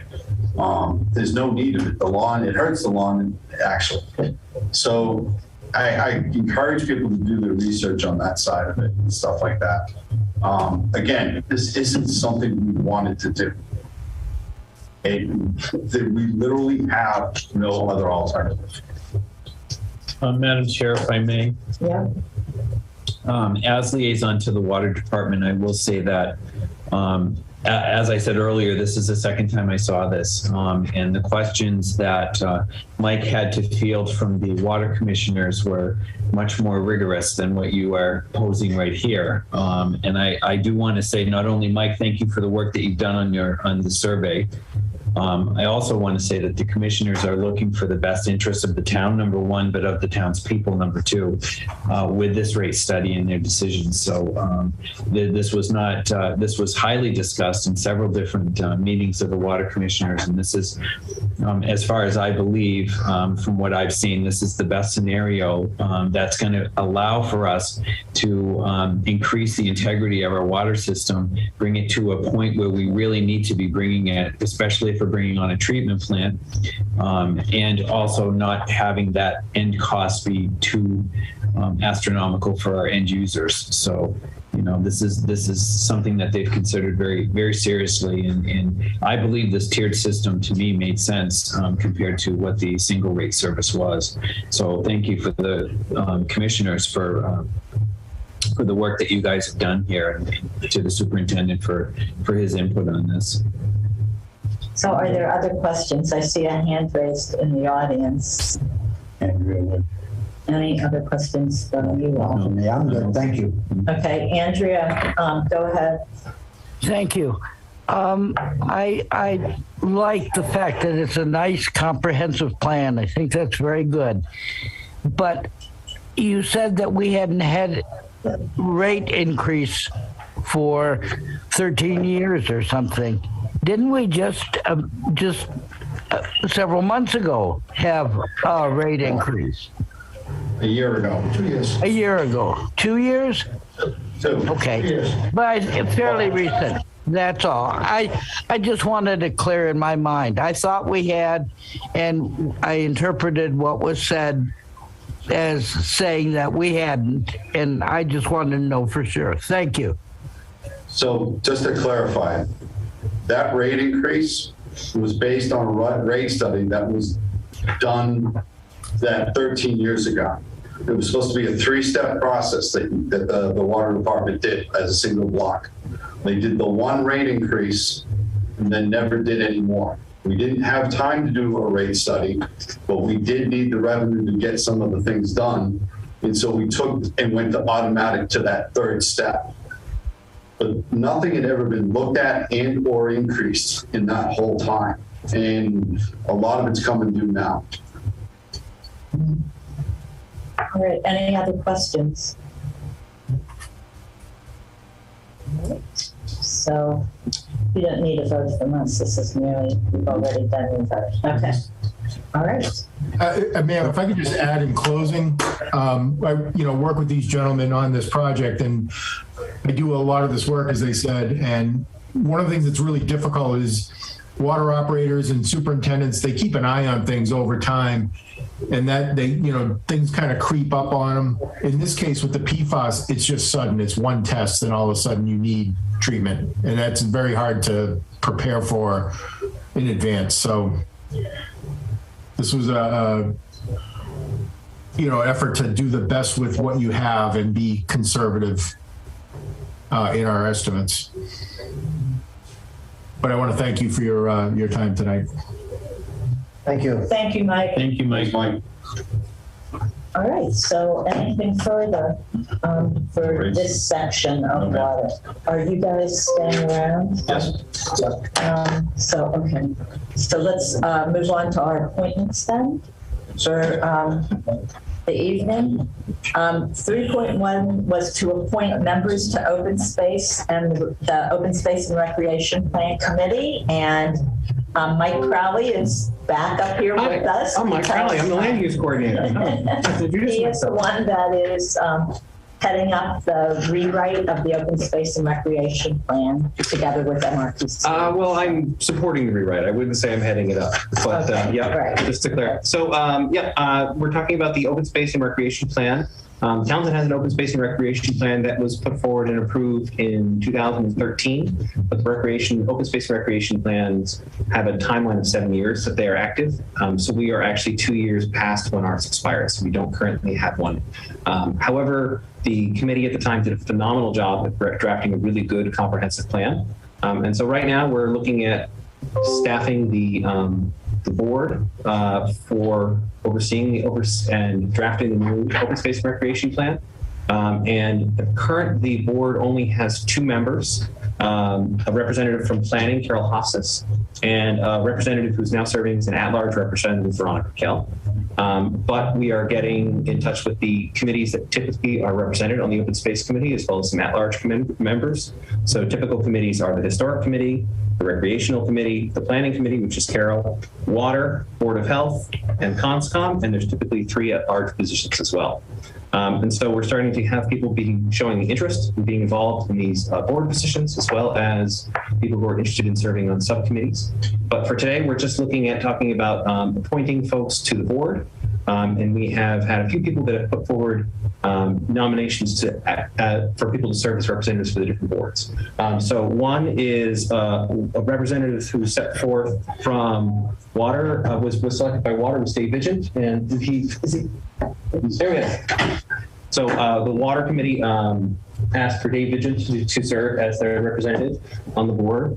And so we're asking for the board to approve him to serve. I don't know how I phrase this. I'm looking for the Board of Selectmen to approve him to serve on the committee for the Open Space and Recreation Plan. Sorry, I was using the word board too much. I didn't want to be confusing. So he's someone who has been nominated, and we'd like to get him approved. Additionally, we have James Gates has volunteered to serve as an at-large member and wants to be involved, in particular representing TESA and Recreation. So we're looking forward to having that. We also have feedback from the committees about representatives they're putting forward, but we're still discussing it with them and making sure they understand the commitment and are willing to work going forward. So we don't have those names for you today, those are the 2 for today, but we should be back in 2 weeks with the remainder. All right, so is there a motion to appoint Dave Vigent as the Water Department or the Board of Water Commissioners representative to the Open Space and Recreation Plan? Is there a term on that or no? It would be until the document is ready for approval by EOEEA. And I believe the grant that we have goes through June of 2023. I believe that is correct. No, I believe it's June 23, but we're actually, because the previous document was so comprehensive, we're anticipating trying to get this all done by December of this year. Which would be wonderful. Right. So, but I do know the planning grant that go we till June of received 2023 is, can be expended through that time if you get done ahead of time. Hey. Cool. But, Madam Chair, I would make a motion to appoint Dave Vigent as representative of the Water Department and at-large member James Gates to the Conservation Commission. To the Open Space and Recreation Plan Committee to a term to end on June of 2023. Second that. any discussion? James or Dave, anything you want to say? Nope. I'll do my best for the town. We know that. There is a hand. There's a hand. Cal. Go ahead, Carla. You're on mute. Carla, you're on mute. Going once, going twice. Okay. Maybe it's just a friendly way. I think we are going to go on. So, Thank you. We wait, are. we have to vote. Oh, my apologies. All those in favor? Joe Shank, yes. Chad Sexton Duranian, yes. And Veronica Kell, yes. These check marks keep me in line on whether we voted or not. All of us in line. All right. So thank you, David and James, for being willing Thanks, to guys. serve Appreciate you stepping on up. the committee. And Mike I'm just going to keep you as open on the agenda Please. for this appointment until you let us know that Yes. you're staffed. And again, this is a great opportunity for any residents who want to be involved in talking about open space planning, whether it's recreation, planning and zoning, environmental protection, or natural resources, to step forward. Agriculture is something we're talking about as well in a big way, which I'm so glad for. This is a great time to step forward, whether you want to be a committee member or if you want to simply contribute your opinions and work on the working groups that will be working on specific issues. So again, please reach out to me. I'm happy to be available to people. And I just want to state that this document is really important because if you don't have one that's up to date, you cannot apply for Mass Trails grants or for park grants. So for building trails or open space, so it's really, really an important document to have current. And open space is a really big part of Townsend, so it's a very important thing to have good advocacy on. So thank you all very much. Thank you. I'm going to abandon my chair, I know. All right. So moving on to 3.3. 3.2. We moved that already. I that's right. eliminated that. And my numbering was off, by the way. 3.4 I removed before we ever posted the agenda, and I didn't update my numbers, but that's beside the point. Oh, man. So is there a motion to appoint Harrison Mayotte to the position of webmaster, contingent on a quarter check and a pre-employment physical with a 1-year probationary? Madam Chair, I make a motion that we appoint Harrison Mayotte to the webmaster position contingent on a query check and a pre-employment physical with a 1-year probationary period. And I'll second that. Is there any further discussion? We were very impressed with Harrison at his interview. He has been to actually a lot of meetings even before he was getting this close to being appointed for the capital planning. He's been FinCom. He was here Saturday for the part of the joint meeting. I think he's got the skills, and he solved the audio feedback problem we had Saturday. Yeah, we appreciate it. So I think that he keeps showing up. I think he'd be a good person to hire for the webmaster. Yeah, I will agree with that. So, Vote. we have to have a vote. So all those in favor? Joe Shank, yes. Chad Sexton Duranian, yes. And Veronica Kell, yes. So, Welcome aboard. nice and welcome. You'll be receiving information about the query check, all the pre-employment things, and then we'll work on a date.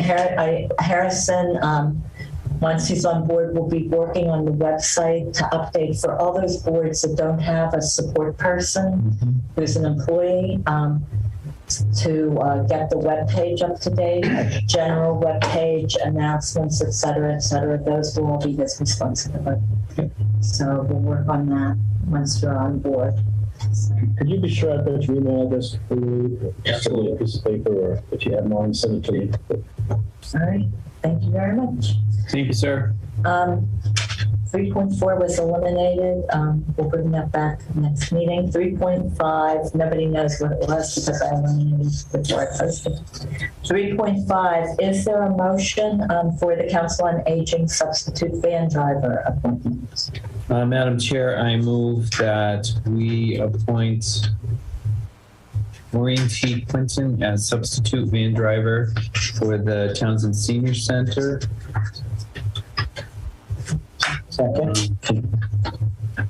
Contingent upon a query check and a pre-employment physical with a 1-year probationary period. Now I'll second. Thank you. All right, any further discussion? All right, all those in favor? Joe Shank, yes. Chad Sexton Duranian, yes. And Veronica Cal, yes. All right, on to 3.7 and 3.8, and I messed up that appointment too, didn't I? Yeah. I've just been boring, every other member. So do we have the appointments for the firefighter minutes? Yes. Now I don't know which one I'm doing, so maybe. 3.7 and then 3.8. Right. Did you skip the kitchen assistant? We don't have I didn't receive one. I think the 3.4 had been for the community outreach coordinator, and 3.6 was for the senior, different name, senior meal associate. So, and we don't have those yet, so they were removed before the other posted. Makes sense, Ross? Okay, unless you have information in writing. Okay. Madam Chair, I make a motion to appoint Mitchell Mabardi as a per diem firefighter medic contingent upon a core check and a pre-employment physical with a 1-year probationary period. Is there a second? Second. Any discussion? All right, all those in favor? Joe Shank, yes. Chad Sexton Duranian, yes. And Veronica Cal, yes. All right, 3.8 appointments. I move to appoint Cameron Mielewski as a per diem firefighter medic contingent upon a core check and a pre-employment physical with a 1-year probationary period. Is there a second? Second. Any further discussion? All right, all those in favor? Joe Shank, yes. Chad Sexton Duranian, yes. And Veronica Cal, yes. All right, those are our appointments. 4.0 will discuss and vote on the building commissioner's recommendations for an e-permitting solution.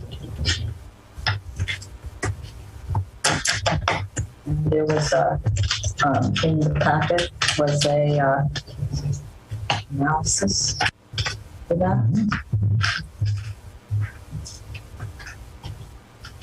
So I read through this. Can I talk or do we? Yeah, okay, so I'll go first here. So I read through this, and we had, with ARPA funds, we had set aside $60,000 to implement this. I will say, first of all, that I am not in favor of using those funds for permitting fees or in place of permitting fees.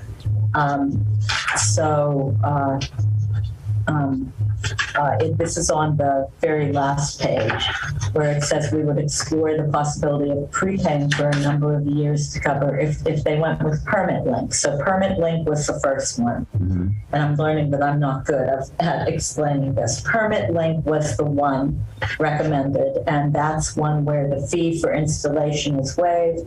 There's a $10 per permit fee and a one-time fee for customization. So this one is definitely less expensive, and then over time, it's free to implement and costs $10 per permit issue. All right, so that's pretty much that one. The Permit Eyes is much more expensive. So, and it has a annual, so you pay an implementation fee for each of the different modules, for each of the different departments, and then you pay an annual fee to maintain, upgrade, et cetera, et cetera. So it's much more expensive. So there you have it. So if we went with the Permit Eyes, and the breakdown is here, and I know that people in the audience can't necessarily see that breakdown because we didn't have that available to you. But if we went with that, the first year would be roughly $22,360. And then after that, it's another $22,360 to keep it going from year after year. And I always envisioned, and this is me, not the board or anybody else, that this software, there would be a fee charged, additional fee for all permits. to cover whatever expenses incurred for this software to be put in place. I would say, where did I see this? I would say that the permit length, the first one, is much less expensive, of course, to get going. And you would just add the $10 to every permit to get it rolling. But I could see where those funds that we set aside could be used to purchase iPads or some sort of tablet to help within the field inspection and permitting, et cetera, et cetera. So anyway, that's just my thought on it. There are pros and cons, and I don't know what everybody thinks. But I do think whatever it is has to be self-sustaining, because I don't think, we set aside the funds to, in other words, get it installed, but not to continue it going year after year after year. Well, they certainly can't afford $60,000 a year, that's for sure. No, the 60,000 was what was allocated. No, I understand that. And the per year would be closer to, $25K, $25K. I don't see how we can get $25,000 into a budget, keep adding into that budget, unless he comes up with, however he does it, that it's divided per permit. If, the permit's $100 and he has to charge another $250 to sustain the cost of what he's doing, I'm all for that, but if we have to come up with more money in the budget and the taxpayer is paying, I don't think that's the appropriate thing to do at this point. I like that. The taxpayer to pay. I think it would have to be incorporated into That's my point, yes. permitting fees. But our 60,000 that we did, I think that by far is what we originally talked is the right way to go, because we know the fixed price to get it going. And then he just charges that amount every time to it. And I think that would sustain itself.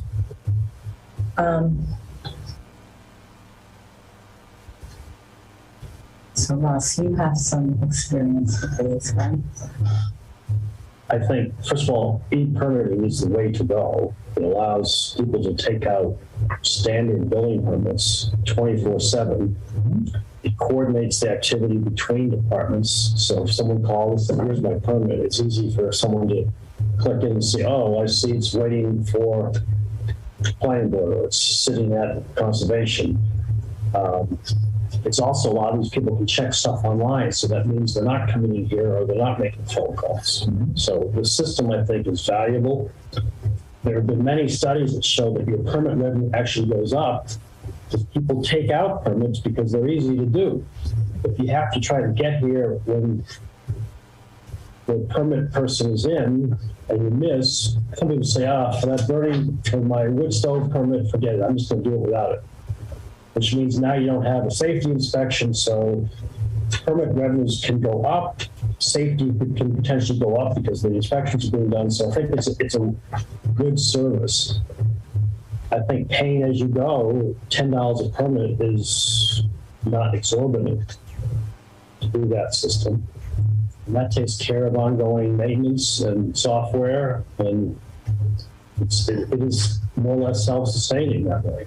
Right. And if you use some of that 60K to get, the handheld devices, that will make it even more beneficial. And you could even decide to underwrite the permit fees the first year or something like that. I believe PermitLink is what they used in Sterling, and they found the system worked well once they got through the startup stage. Yes, highly recommend it. Yeah, he said by Building Commissioner of Ashburnham and Sterling. Yeah. I would consider trying to put a kiosk computer at the desk for building and for board houses in the same office, where someone comes in, if they haven't done their permit electronically, one of the admins there can say, this is how you do this. And I saw this in Sterling where someone would say, you mean I could have stayed home and done this? Is that simple? So once they were shown the first time, it was done. And if you put in a computer kiosk, that's relatively cheap money, but allows them to do it themselves. So they're doing the key entry, not asking the admins to do it. I think it's a good way to go, move forward, but I don't think we need the most expensive option. I think the one that we originally were presented is the way we should keep moving forward. And which one did Eric recommend? He doesn't really. He gives the pros and cons of both. He puts that out. Madam Chair, if I may. Yeah. Looking at it to more IT focused. The main purpose why we're looking for this is actually twofold, and it is actually quite simple. Number one is to allow the 24/7 application process to occur and have it at the customer convenience as opposed to coming into town hall in the time frames that they need to come into town hall, which for some people, if they are working, is difficult. And I also see that it's going to be easily, this permit link is going to be easily adjusted to our current system, IT-wise, with little to no additional equipment outside of what you were saying with the kiosk and all of that kind of stuff. I think that would allow for us to be able to add some additional items in the building department, like a brand new copier, to be able to get this kind of stuff out as well. And at $10 We have per. to check that out with, if it's ARPA funds. No, I'm not saying it doesn't matter where it's coming from. I'm saying that I believe is something that they would definitely need there. Well, I think you could connect it as to be part of the permitting system, Right. because people are going to print their permits. Yeah, you could do that. And it's important. I'm just saying that we need to, To check I'm not it out. saying it's not important. I'm just saying that we designated a certain use and we vetted that certain use. So if we're changing it somewhat, Right. The kiosk would support that. Yep. And if the printer supports it too. We I can would say the imagine, printer but I is would because wanna the check printer it is going to have to print out the permits itself once they're done, out. Right. generate it. So, And I think the building department's in desperate need of an upgrade of the printer. well, yes, without a doubt, this will actually take a lot of. It'll improve the current IT Situation. environment in the building department. Let's put it that way, without getting too. But I believe the permit link is where I feel. I mean, I've investigated both of them, and it really is a difference of one has the roll down windows hand crank, and the other one has the electric windows with the defrosted rear view mirrors and that kind of stuff, which I don't think the level of permits that we issue on a yearly basis constitutes something like that. What did he say? He put the number in 100 permits. I don't know. Anyway, okay, so, all right, so we have a motion to authorize one of these. I move that we approve the permit link as a pay per permit system for the building department.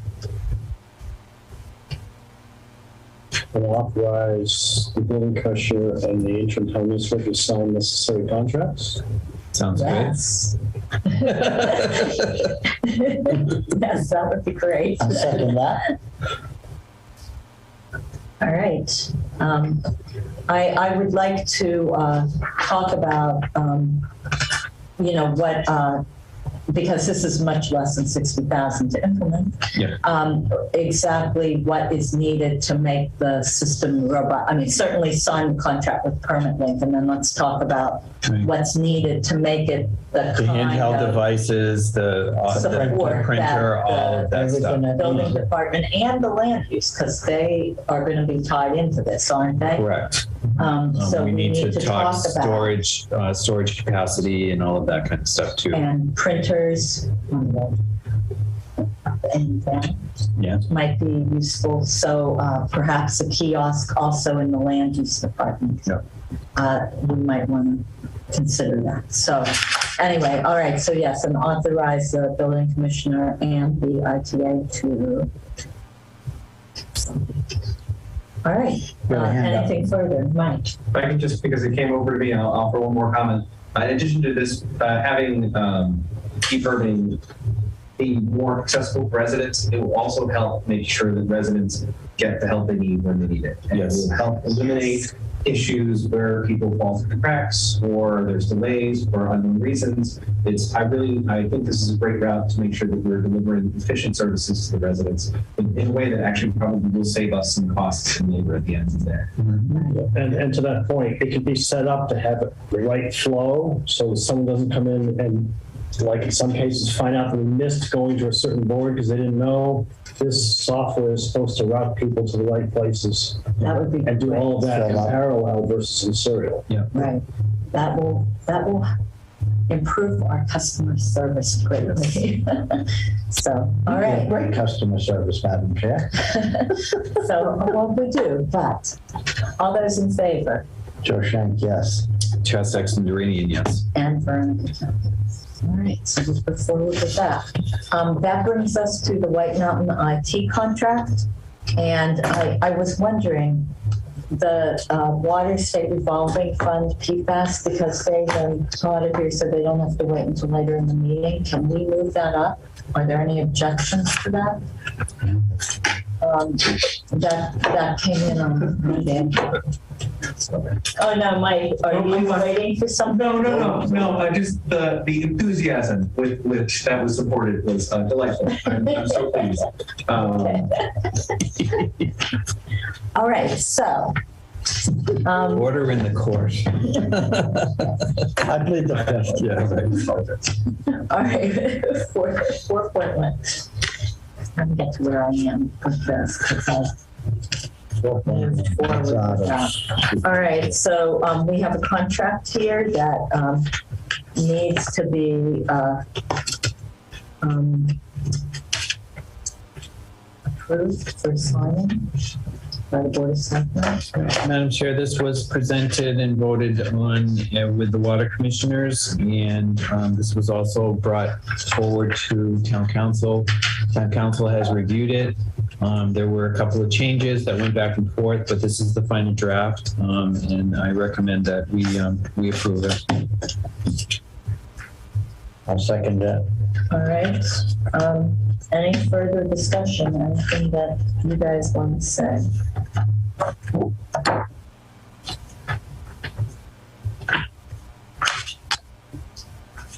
All right, then, any other questions? All those in favor? Joe Shank, yes. Chad Sexton Duranian. And Veronica, yes. All right. So, that's that. That's that.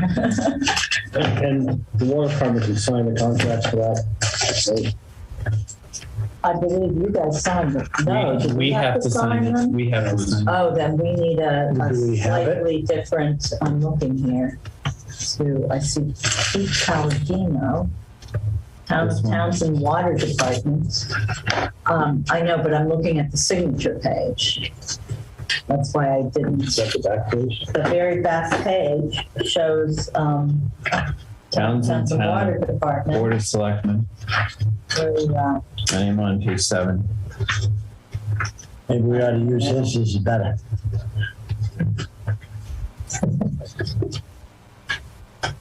He's got one up on us, Madam Chair. Okay, so do you want to add to your motion? And we've approved it. Do we have to add to the motion? No, We can just sign it. We can just sign it. Okay. He obviously has got a connection. Do we need to, I don't think that's one of the ones that I have here for signing today. That's just throwing me off. This one. Is this the one that we're gonna sign, like right here, right now? let's do it now while we're here. Right. Right.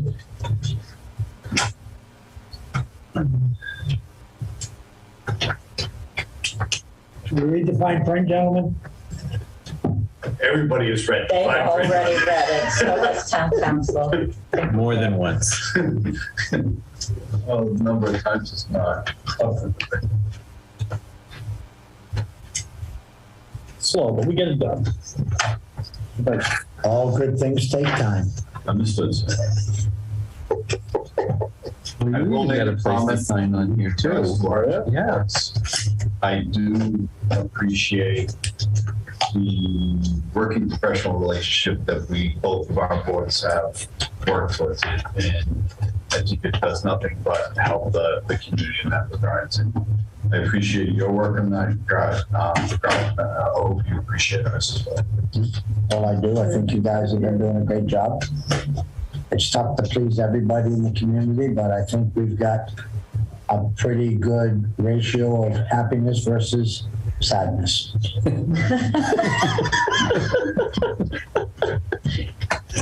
I will Say that one good a lot. thank you, guys. Right. I'm just checking.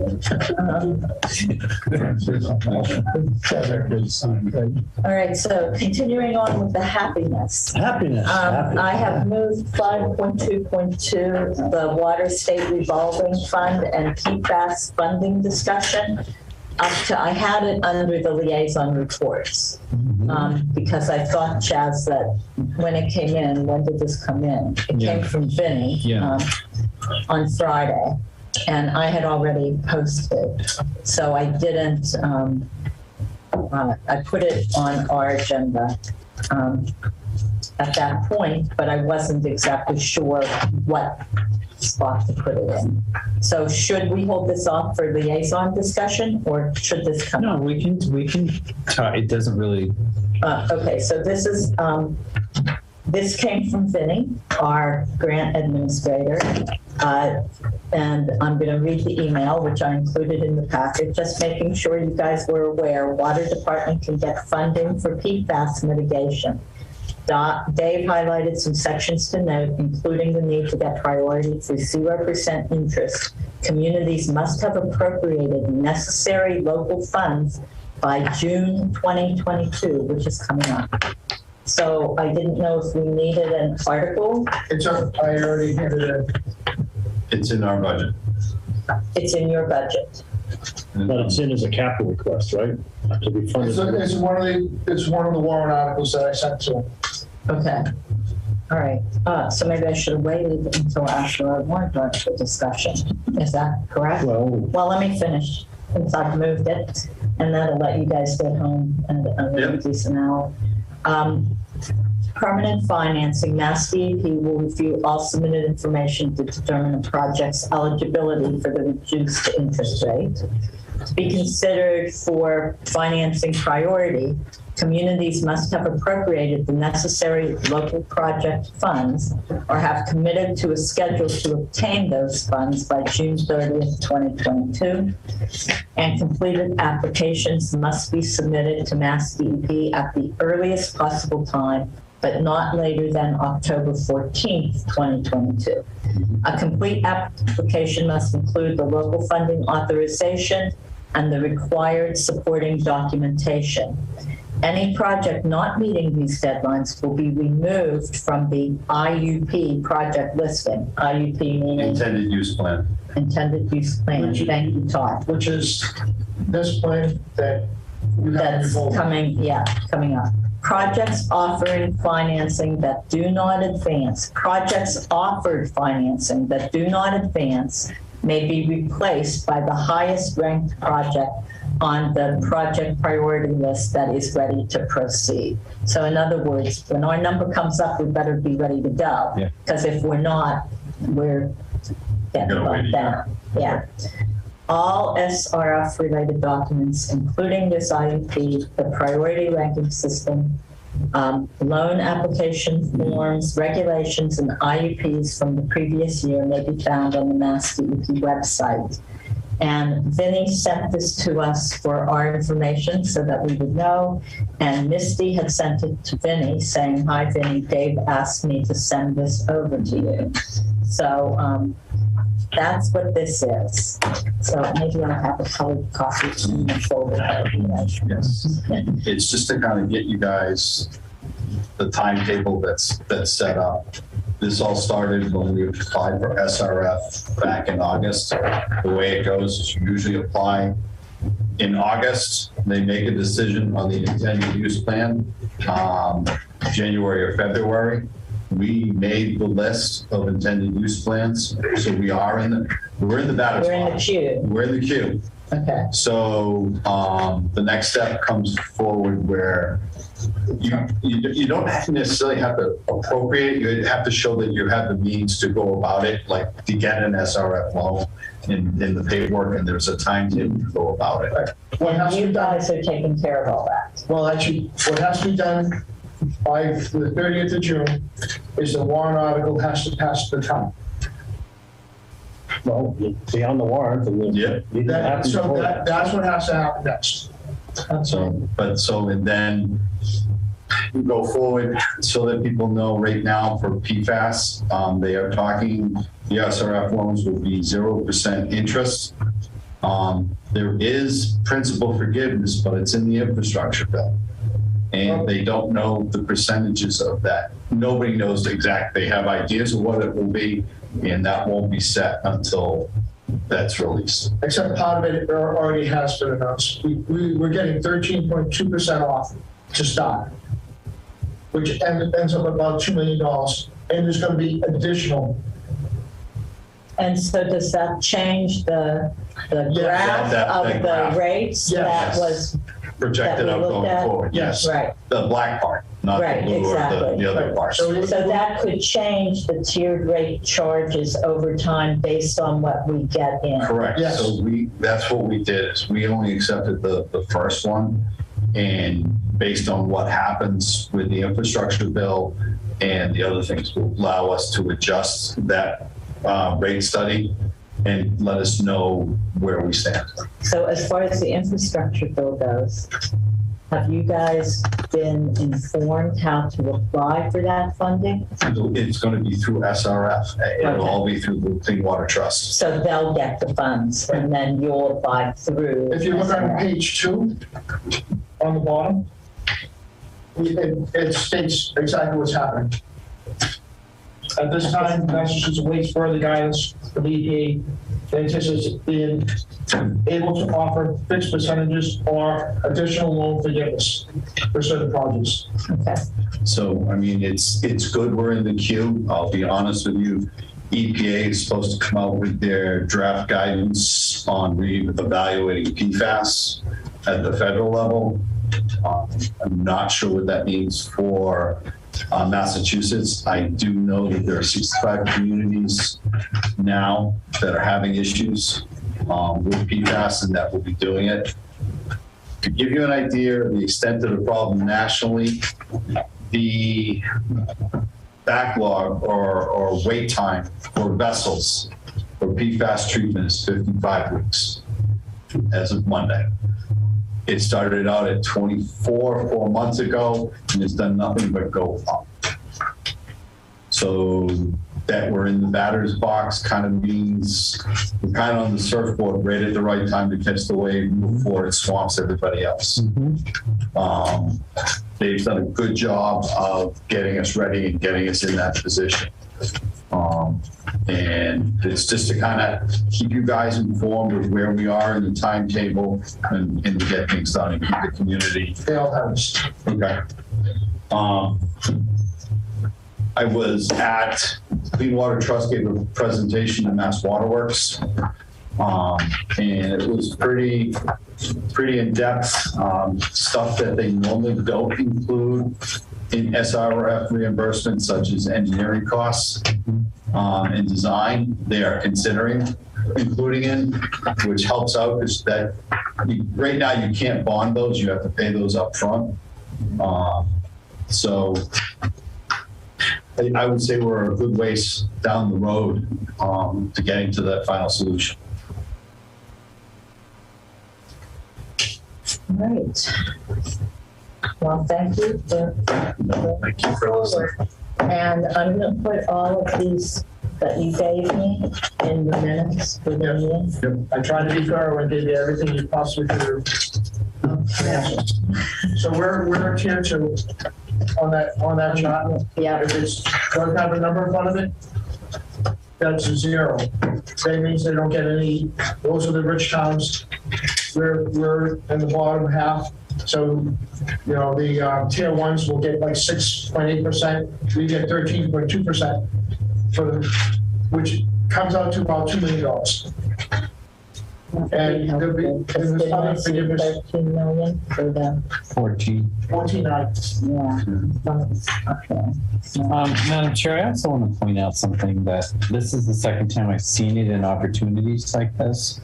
But back in 2018, I proposed to the Board of Selectmen to get on the housing choice designation for Townsend. And this is the second time that I'm seeing that they can have their loan interest rate reduced if you are housing choice designation. And I did a formal report to the Board of Selectmen back in 2018 to get us on that to work towards a housing choice designation so we could take advantage of certain things like this.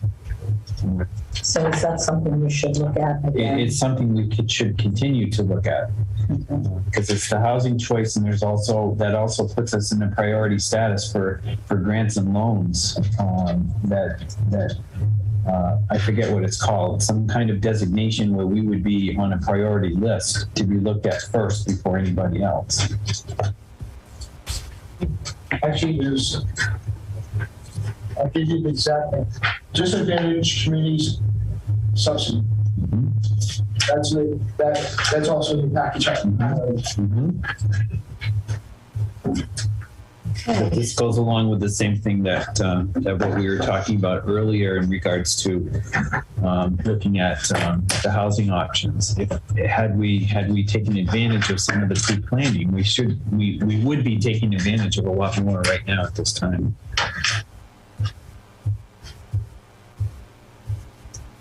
All right, so anything else to? All right, well, thank you very much for coming, and we appreciate it. Thank you.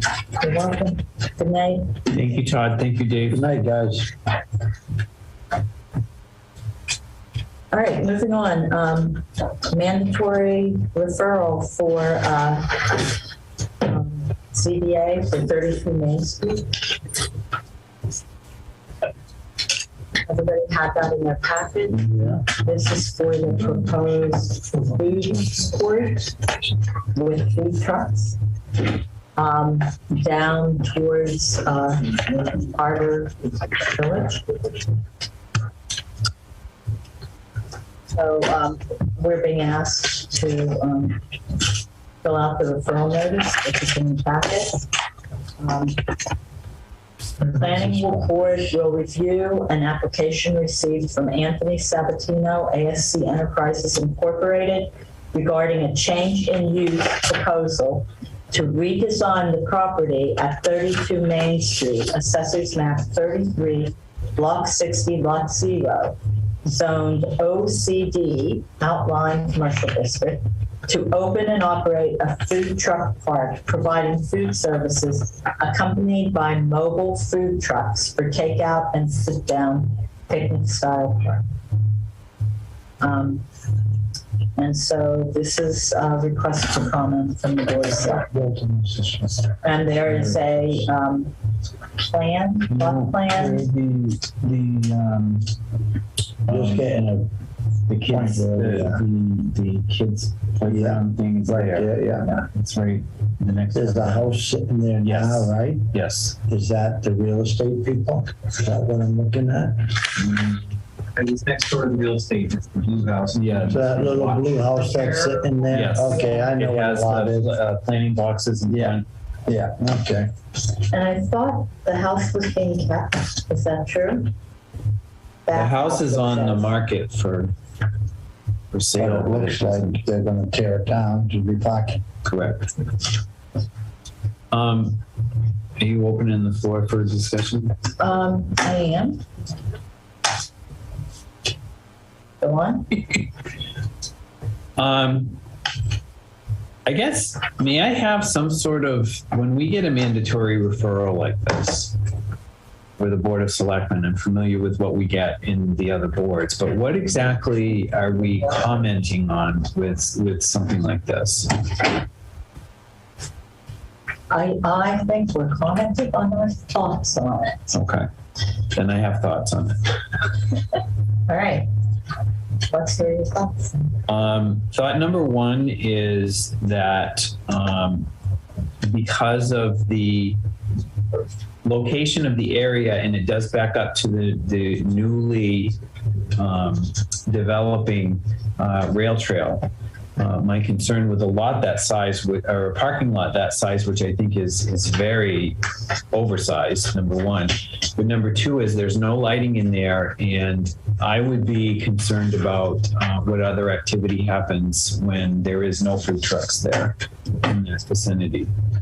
There's kind of easy access coming from the rail trail and going in there without being visible from the street. That would be concern number one. Concern number two would be changing the use of it. Outlying commercial district, isn't that a commercial district anyway in there, or is that residential? Is that currently zoned residential? It's not residential, it's zoned outline commercial. The whole area, but there's houses there.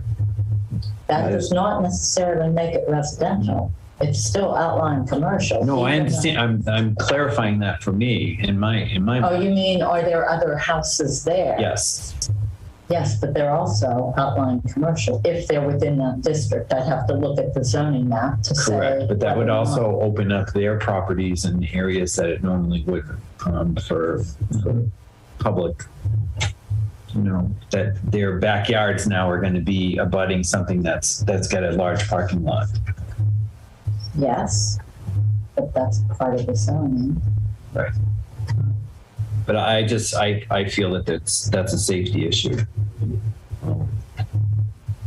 And I think there would be better use for that, but that's just my opinion on it. I just feel that there's a lot of safety issues involved in this that need to be investigated. May I speak? Yeah, oh yes, absolutely. I would have some great concerns of doing something like that right there. First and foremost, it's right at the top of that knoll of the hill. I think we have a major problem with the traffic at Dunkin' Donuts, the pizza parlor, McDonald's, the shopping mall, the school.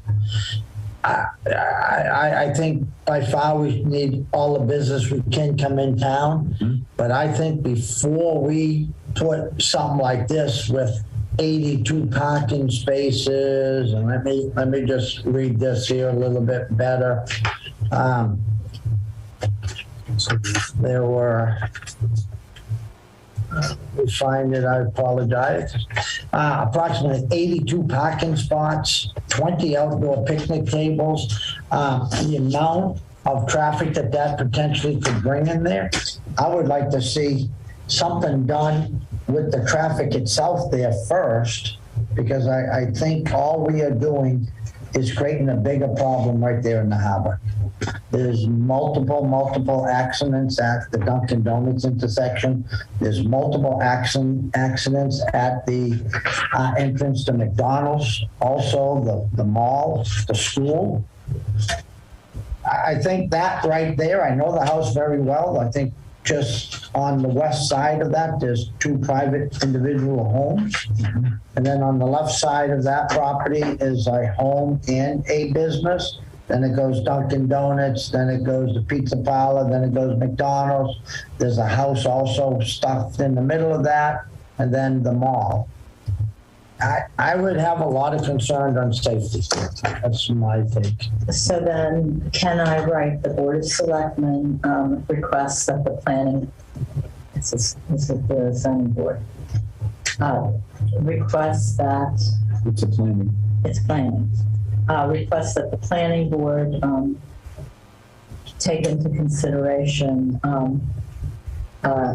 safety concerns Safety such as and traffic at the high school and proximity to the rail trail during off hours or proximity.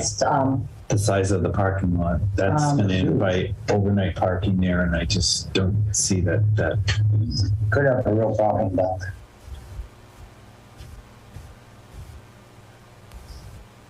And we always,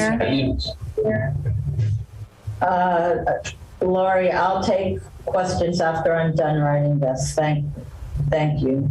The Board of Selectmen requests that the planning board take into consideration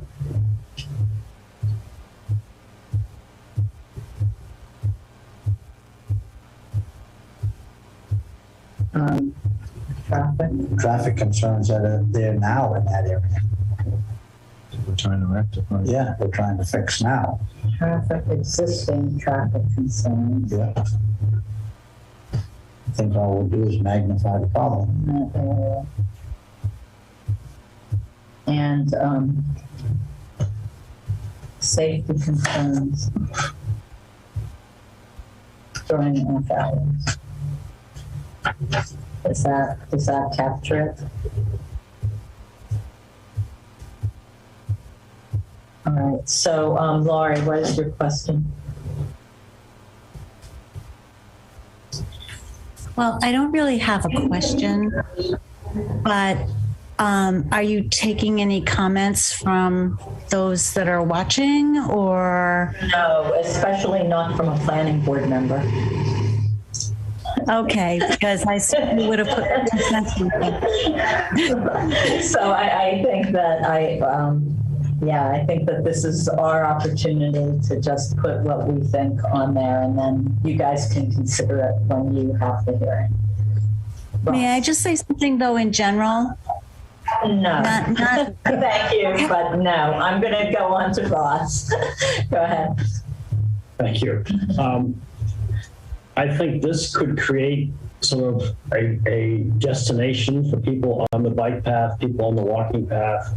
I think there could be a lot of attraction to the schools. I think looking at traffic and safety is important. But traffic and safety may be more of a global issue in that area than just this one project. So saying no to this project because of safety may not be the appropriate answer versus fixing safety for that whole area. The other issue to be aware of, and I'm not saying this is a showstopper, and I've seen this in other towns, when mobile food trucks come in, they are selling sometimes the same food, the same genre as brick and mortar restaurants in that area, but they're not paying property taxes. So sometimes the brick and mortar restaurants will say that they are now at a disadvantage because someone's coming in, plopping their trailer down, not paying property taxes, and can take away their business. You might generate more overall business than you've got now or than you'd lose, but sometimes it can trigger concerns from brick and mortar restaurants. Would they be subject to meal tax? Probably would be subject to meal tax. Mm-hmm. They would be subject to excise taxes if they're actually on mobile vehicles. And I've had another town where the mobile trucks weren't mobile. They drove up their truck and that truck sat there on flat tires year round. So the town put in some provisions that said you have to prove that you're mobile by moving periodically. I mean, most mobile vans, they go back to their restaurant in the evening to replenish and clean up, or at least every weekly. That's not a problem. If you get some that stay there year round, they're not so mobile. And then they let the registration expire, so now they're not even paying excise taxes. I mean, that can be an issue. I'm not saying don't do the project. I'm just saying be aware of that, and that maybe you have to follow this up with a mobile vendor bylaw. Well, and maybe I should perhaps the planning board should consider a mobile vendor bylaw. I could see some, and I want to increase business in town. I think that's important for us to do. I think economic development is one of the top things that I look at. I just think we could do better than I see this as being like part of a flea market or something in that genre, but I'd be concerned about the kids coming over from North Middlesex. So there needs to be traffic That's issues. the that you mentioned. safety, the existing traffic. And I also think this is probably short term. If this turns out to be a really attractive location with lots of business, someone's going to come in and put it in a sit-down brick and mortar restaurant. So this may be something you live with for 2 or 3, 5 years, and if it's a success, then other businesses want to come.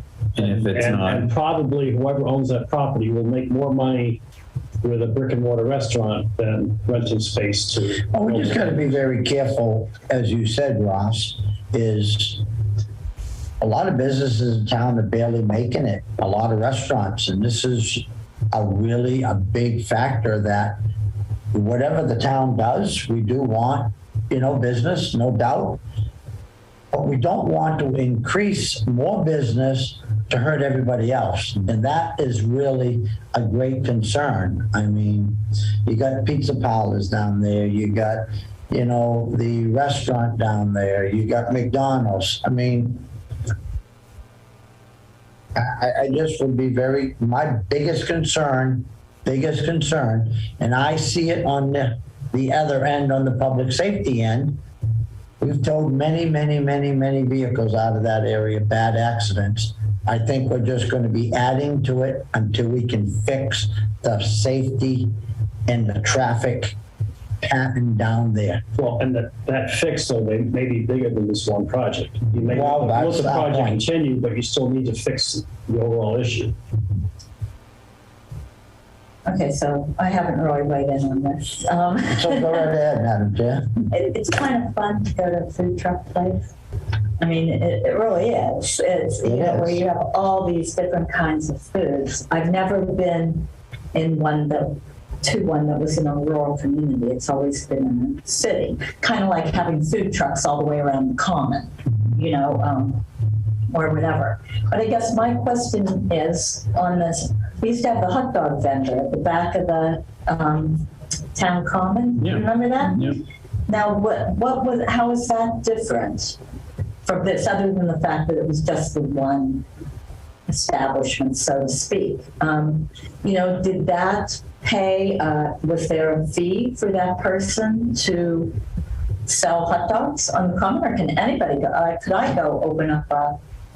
No. I believe they got to get a common vic license probably from the select board. Yeah. They may have to get a mobile food vendor's license from the Board of Health, so they have Board of Health inspections.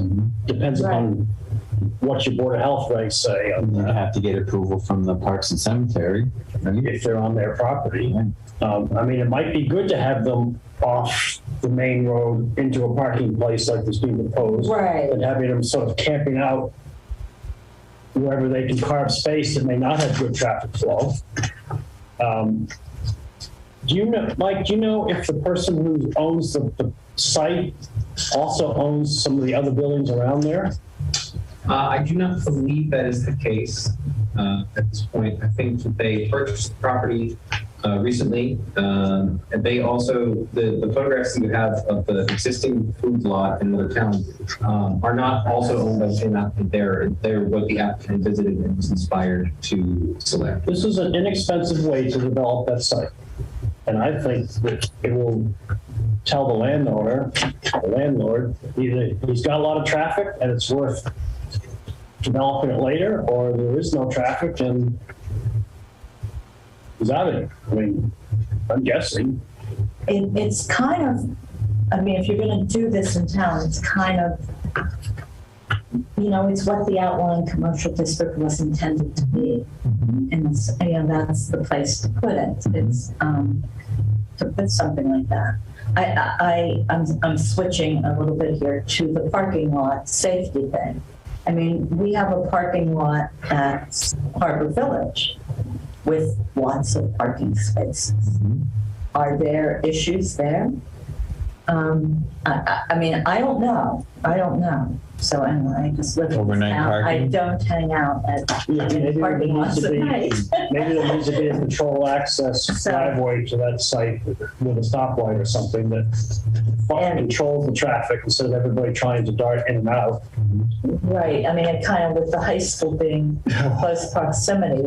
So what I have written is, the BOS requests that the planning board take into consideration existing traffic concerns in that area and safety concerns during off hours. Perhaps the planning board should consider a mobile vendor bylaw. Okay. And that's, Are we good with we want that? to welcome business to town, however, let's Okay. make sure we have safety. Do we need a vote on that? It's a referral, so no. It is a referral. Yeah. Okay, so that's the wording. Yes, Mike. I just would point out that there are several hands up. Well, I personally don't think they can go to the public hearing to talk. This is a referral from the Board Yeah, of I am Selectmen. not going to take questions on this one. That can That's fair. be- I just heard, just want to. I will tell you that the public hearing is on Monday, March 14th, 2022 at 6:45 PM. So those of you with hands up, please feel free to attend that hearing. This is merely the Board of Selectmen's referral comments. If it was a hearing, I would definitely, I very appreciate that, and I'm glad to do that. thank you. I just wanted, because we're looking at other things, I just wanted to be courteous. No, I appreciate Yeah. that, I do. So anyway, I'm going to put this in the to be given to other people. Hi. All right, and I need to remember could one of you give me your copy of that referral to put in the minutes folder? Just the referral page, I don't need anything else. Here. Yeah, thank you. And then I'll get this in one. Right. All right, so moving on, 4.3, this is the DLTA grant application submission for the Townsend Affordable Housing Trust. So for DLTA, the DLTA program allows the town to put in 2 requests. Both have to be signed by the Board of Selectmen. Their DLTA requests for for MBTA communities will get priority funding more or less, but other fund requests are permitted. So I am going to read this one into the record. It is, I am the representative on the Townsend Affordable Housing Trust for the Board of Selectmen. Dear Mr. Eaton, the town of Townsend will be transferring several parcels of town-owned land to the Townsend Affordable Housing Trust. That's written wrong. It should be TAHT, not THAT.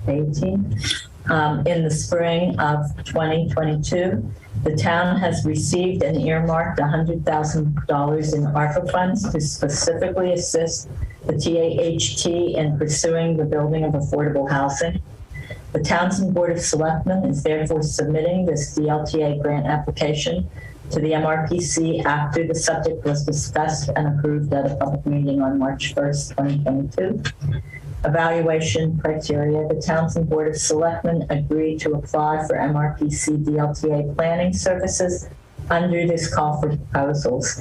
The BOS is working in conjunction with the Townsend Housing Authority and the Townsend Affordable Housing Trust. And the in conjunction comes from the fact that I am the Board of Selectmen rep on the Affordable Housing Trust, and Chaz is on the Housing Authority as the state assigns that. We estimate the expenditure of and have earmarked up to $1,000 to pay for services provided by any town employees who may assist the TAHT and the implementation of our 5-year affordable housing plan.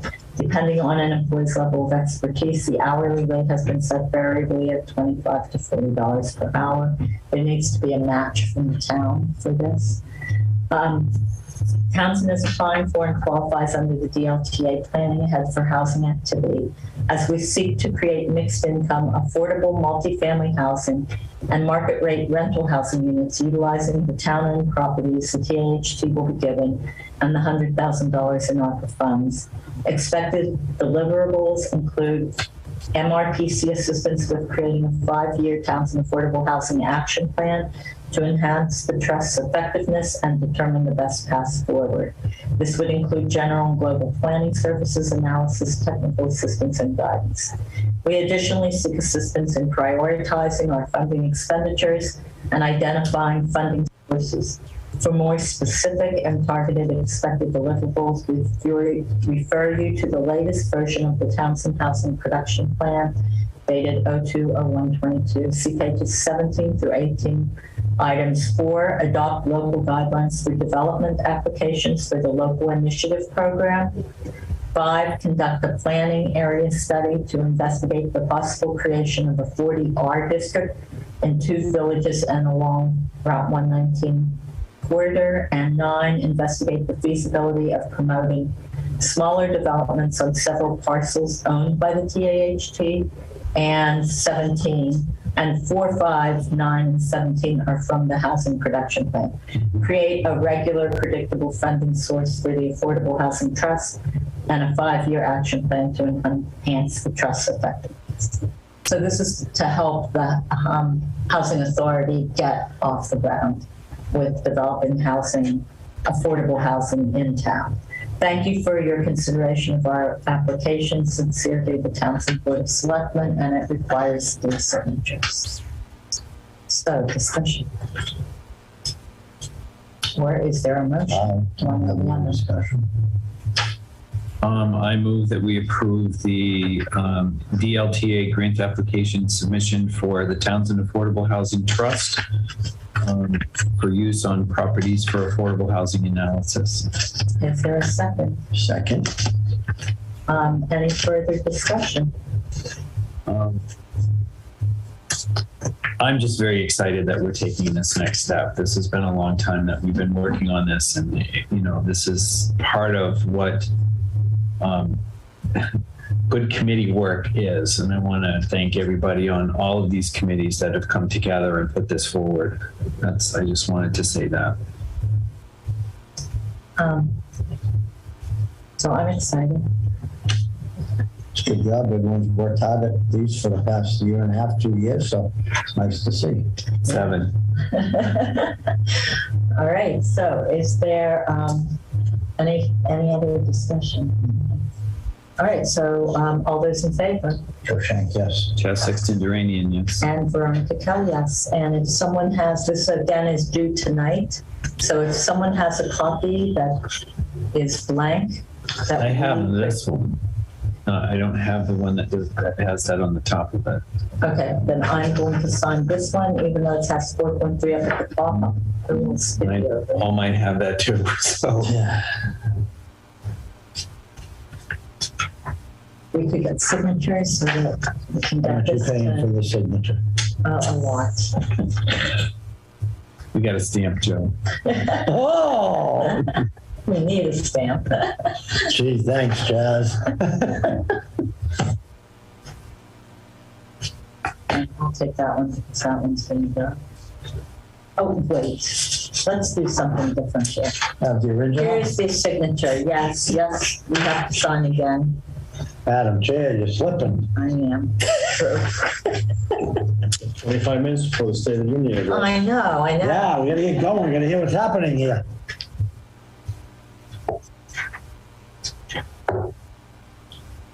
Put it in this. Unfortunately, you're not gonna hear anything that we don't already know. I don't know.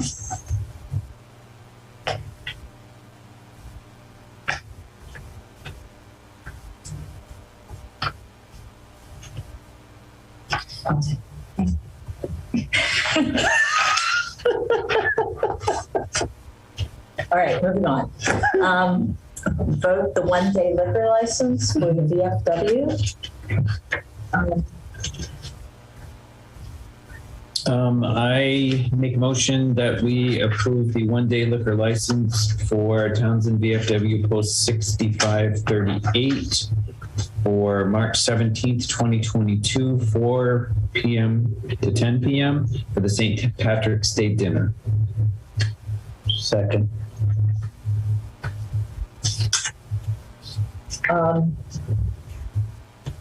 All right, so we were left with things to sign for this tonight because it needs to get done here.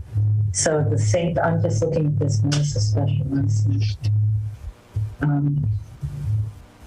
Effective date is March 17th. So these are both for the same day. Okay, so this is for the St. Patrick's Day dinner on March 17th. So is there A second first. a second? Second. All right, any further discussion? All those in favor? Cruikshank, yes. Chad Sexton Duranian, yes. And Veronica Cal, yes. All right, so I need signatures. And it looks like there are 2 places that we need to sign. So I'm passing this down. I'll take the whole package back.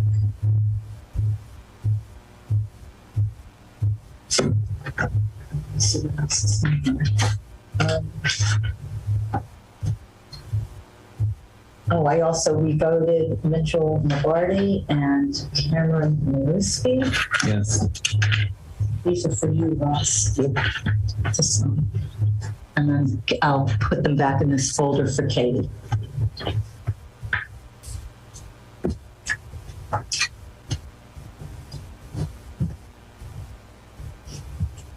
Just paste them.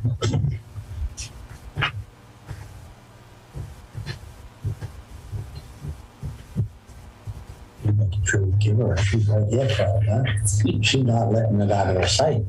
I kind of like this because it's nice to have it ready to roll. Yeah, Yeah, I signed, done, agree. over. We've got a great temporary admin over there. Do we? Yeah. I heard he's sticking around. Okay, so moving on. She didn't do it. That wasn't me. I hope you're putting in payroll. I did this one, but not this one. No, for you, for yourself. All right, the second reading. Don't get ourselves in I trouble. was I'll kidding get him on late. Saturday too. All right, second reading of the Townsend First policy. So we had the first reading last time. We requested an update or 2, and I believe that's in there. And Policy number 01-2022. Purpose, the Board of Selectmen and interim town administrator agree to establish a consistent process for all municipal boards, commissions, and committees.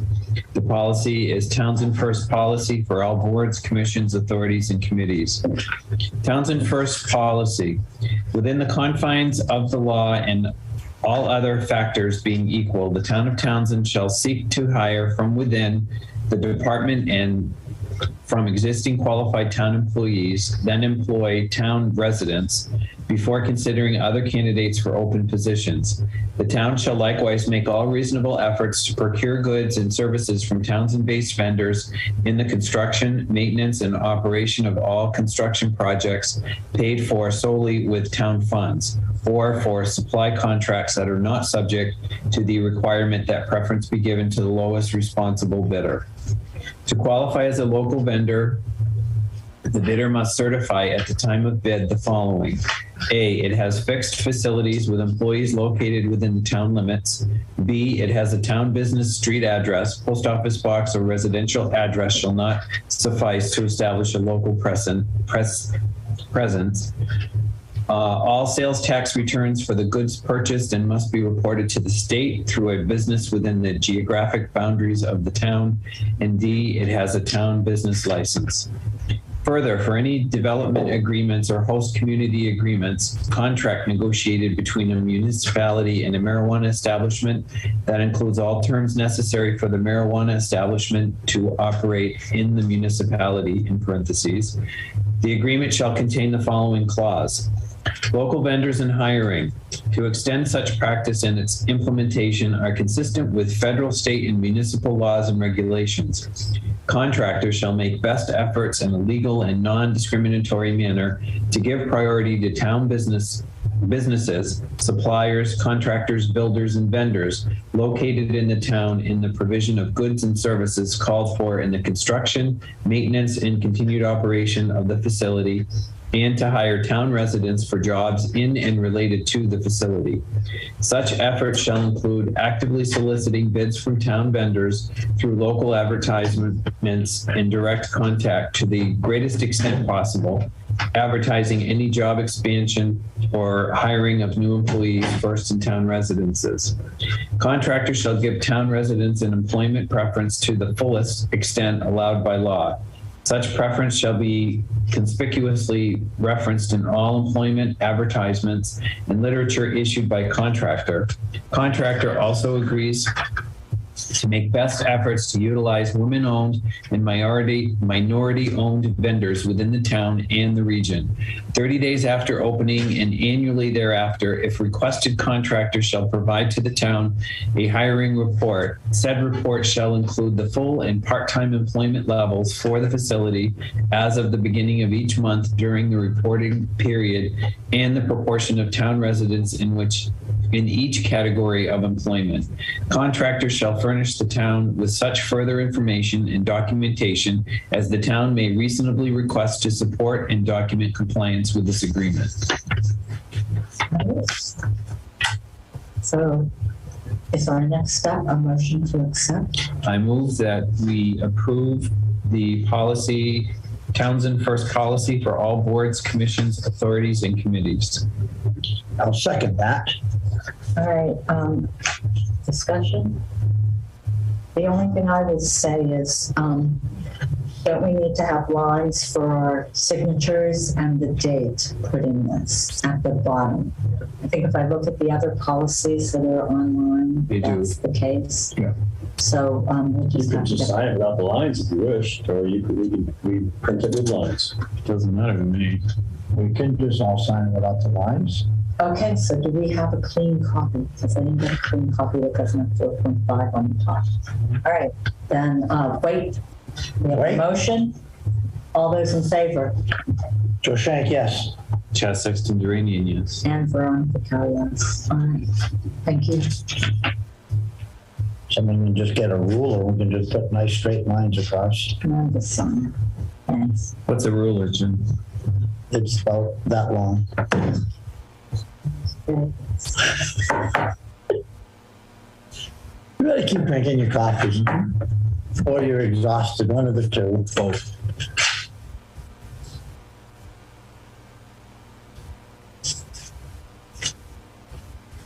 I'm just going to put this in here. 15 minutes. And Ross, you'll see Katie in the morning, right? So you can just color that. Right within the line now.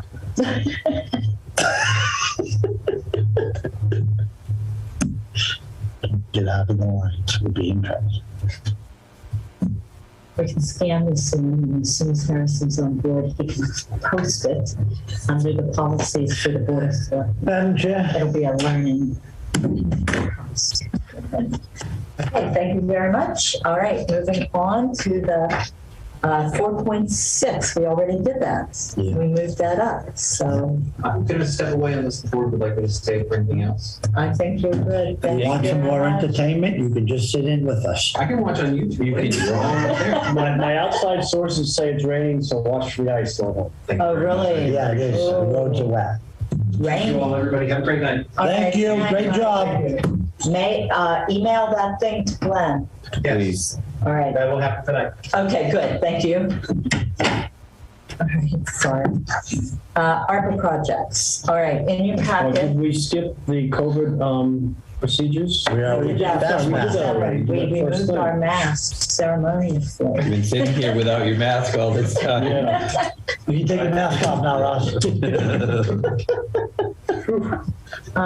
All right, so ARPA projects. The Council on Aging has requested an industrial refrigerator freezer. And they gave us a picture of it. It's in the, and there's an email from Karen. Good morning, attached is the information Dawn Fenton found On a commercial refrigerator freezer, our goal with the ARPA funding for senior meals is to get back to and increase our pre-COVID schedule of offering 5 congregate meals a week. Increasing Meals on Wheels delivery is also an attainable goal. Currently, the senior center has only 2 residential refrigerator units and 1 small commercial freezer that was gifted to us. It would help us immensely if we had a commercial refrigerator freezer. Seems that Donna has even found an exclusive price of $10,299. Unfortunately, as with many things, delivery would be 4 to 5 months out, so approval to purchase as soon as possible would be appreciated. We have looked at the space where it would be installed and confirmed that the proper outlet is already installed there. That's my question. Please let me know if there's any other information that you need. So, and she had also included in the whole package, if you look at 5.2.1, and I'm kind of moving on because I'm the Council on Aging liaison. She had included the COVID breakdown that we've already seen. There's no change in it for the meals that we approved when we were approving all our ARPA projects. So we did approve the funding already for the increase in the meal program. So the question becomes, this is an additional $10,000 to $11,000, $10,300 from what we had previously provided and is included within. So are we increasing our? By $10,300. Right. Yes. The answer is yes. I personally don't have any issue with it.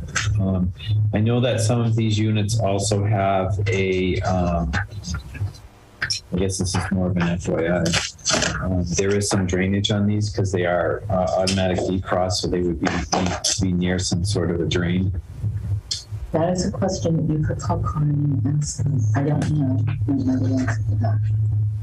I'm going to see her on, so. I am on the times I've been in the kitchen over there. I'm almost positive there's a drain in the floor. Yeah, there usually is. I can. All they need is a hose to go over to it. That's all. Usually it's right underneath. Or it just runs right down the floor. One could do that too.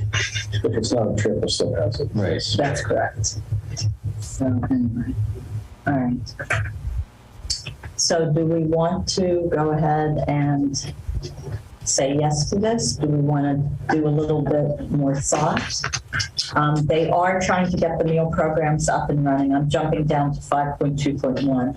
The Senior Meal Services Associate has been posted. She renamed it from Kitchen Assistant because this is specific to ARPA and it's included with the ARPA funding when we asked her to give us what it would cost to run the program. She hasn't changed the costs for the program, and this employee is funded through that. Right. As part of the increase in the meal programs. And these are up on the website. Yep. This was posted outside on the 17th of February. And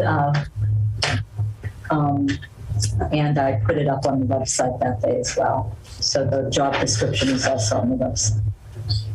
My opinion, Madam Chair, is I think we should, if we've got the available funds still in the APA, we should do it. I mean, we need to do whatever we need to do to take care of whatever the seniors' needs are. I think that over time, the ARPA funding will do this. Yeah, it like will. Right now, the e-permitting, what we chose isn't going to take $60,000. I think even with setting up the kiosks in 2 departments and buying printers and maybe stockpiling some for cartridges or whatever over the years, I just kind of think that we could redirect. And I think, but I don't know if we're going to consider tonight on a budget meeting that we had on Saturday. I think the fire department was kind of pretty much left completely out of the opera, but they came. They were not left out. Well, no, They no did one- not choose to put something in. So I just want to make that clear. Because They were not left out. Well, no, I'll rephrase that. They didn't produce anything, but I don't know who was actually in charge of doing that. No, I can't answer that question. But anyway, yeah, there does need to be some looking at stuff. But this falls in line with exactly what we have talked about in regards to ARPA funds. So I personally would like to vote on this tonight. My concern is 4 to 5 months puts this into July territory, and I think we need to get this taken care of as soon as we possibly can. Okay, so is there a motion? I move that we approve ARPA funds for the commercial refrigerator freezer for the Council on Aging. Second that. Can we put amount in an amount of up to 11,000? Up to 11,000. Okay, I'm okay with that. All right. All those in favor? Josh Hank, yes. Chad Sexton Duranian. And Veronica Cunningham. And we will consider fire department requests should they come in. We consider any request. We If will anybody request wants to, any you know. requests, yes, we will. So, all right. Reviewing the budget, the capital requests, and the warrant articles. The joint budget review that we had this Saturday, I think was very productive. I want to thank the department heads, finance committee, and the select board for participation. Getting up a Saturday was tough, but I think we made some progress. The conclusion of the meeting, I think, was that essentially each line item was justified and the need and is needed to fund operations for the services that everyone feels is important to the town next year. I mean, we've cut a few things, but the consensus was what's there is really needed. After calculating the tax levy ceiling, which is a function of last year's tax levy plus 2.5% plus growth and any debt exclusions, it looks like we're in the red now $720,000. That's down from over $1 million a week or so, so we are making progress, but there's still $720,000 that we need to find either more revenue for or cut expenses. So we are looking, talked to assessors today about increasing new growth or decreasing overlays. The accountant and I are looking at shifting some things. We've moved the separation fees for the former TA out of the operating budget into free cash where we can pay for it. We're looking for things like that that are one-time expenses that we can take out of the operating budget. So we're making some progress, but we've got a ways to go. So other things to consider is to use stabilization, and I've got it tentatively as the last article of the night to balance the budget. That requires a 2/3 vote. It means taking from the town's long-term savings account, but it's a way to do that. Another option, which I know is equally unpopular, maybe more so, is a Prop 2.5 override. I've heard everybody seen everybody shake their heads when I mention that. I understand that. As a taxpayer in another town, I don't like Prop 2.5 override, but I begin to think that that is a better option because it leaves the town with some room to fund next year. We fund this year out of, savings accounts. It gets it embedded into the operating fund, and now how do you find that money next year? So I'm not asking for a vote. I'm telling you that we're sort of leaning towards a Prop 2.5 override or asking for stabilization to fund it. I would prefer an override to taking money out of stabilization. I had wanted, we took money out of stabilization last year for the retroactive, and I would prefer not to do that again. I had hoped that we could repay that with free cash from this year. That was in my initial budget, but I've since taken that out. No. that's where I would lean. But that said, we met all the boards in the 3 towns regarding the North Middlesex budget. And I think Chaz took the liberty to write a letter, which is included in the packet. And is this a good time to discuss that letter? I was just going to say, this would be a good time to discuss a letter to the schools. I can say that I've talked to the town administrator from Pepperell, and Pepperell is in a similar situation where right now their budget's about $500,000 in the red. So 200,000 less than us. Well, we might be able to get it down a little bit more. and he seemed inclined to ask his board to write a similar letter. In fact, he has a draft of this letter to the schools. I've not connected with Town Administrator Ashby yet, but I think a strong letter from at least 2 towns might have some impact.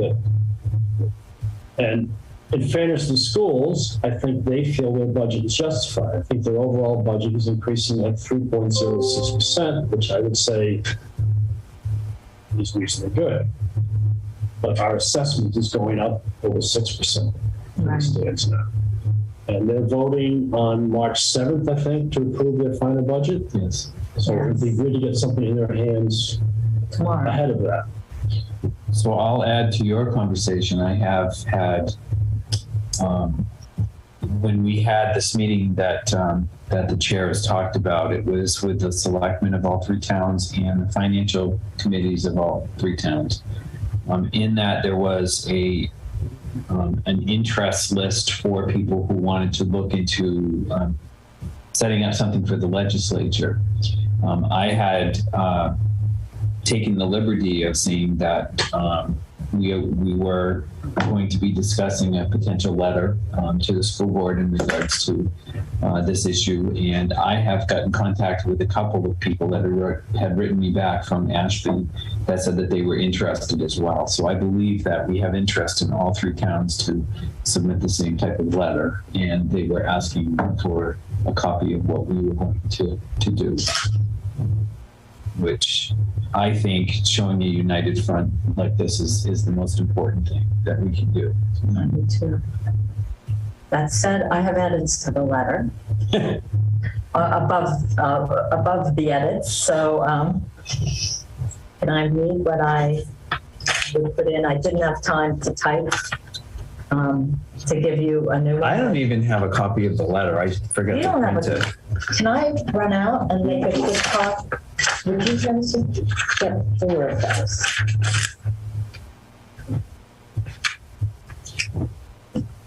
Because I read it on SharePoint, but I didn't print it. I didn't I even. did, but I didn't. Yeah.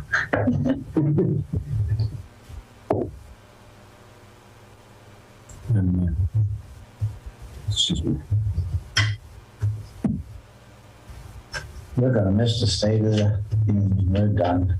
Well, it'll be on. You can watch It'll be that on forever and ever We'll be and seeing ever. clips of this, I'm sure, for the next 3 weeks anyways.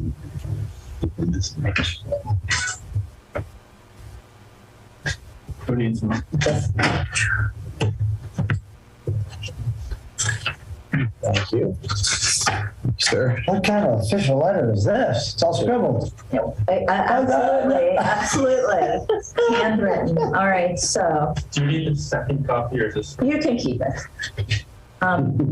This Saturday, our Board of Selectmen, our Finance Committee met for 6 hours, hammering out, that way you can follow along, Hanson, hammering out the details to our current 2023 budget.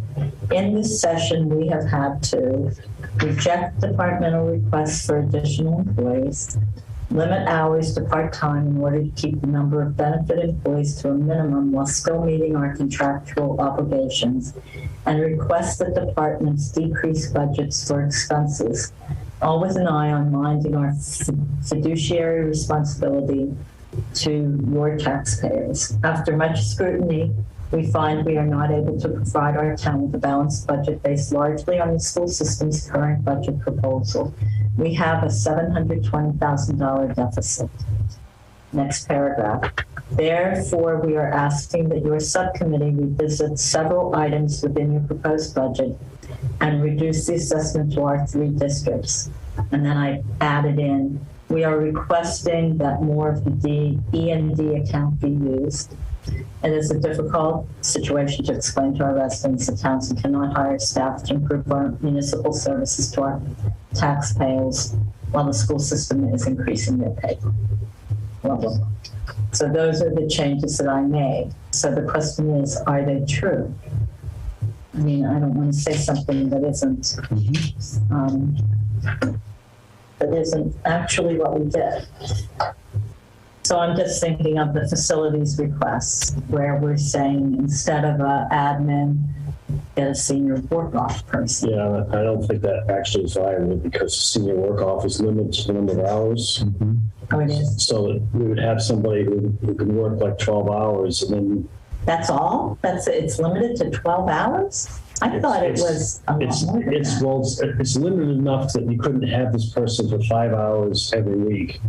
Oh, okay. Without having to start with a new one. I think then it's counterproductive to have to break in somebody every month or so. And then well, that was what I had in mind. And then limit hours to part-time, we did do that. Yeah. You know, you can't. We did. Yeah. And some of these, if we haven't explicitly done them, we may have to. Right. So I don't think there's anything that's inappropriate here at this point. Okay. I think you both did a great job doing it. Chaz wrote most of them. I've just been editing. That's I think we can see that.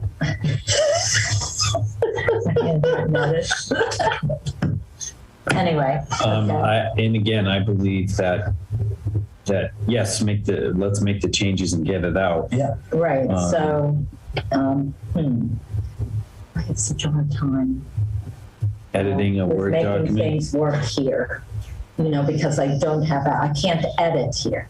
If I edit it at home and ship it here, I can print it here, but I cannot edit here. Is the problem. Okay. So, Well, We don't have a 365 license for you here. no, we do not. and I signed those contracts and sent them off. Thank you.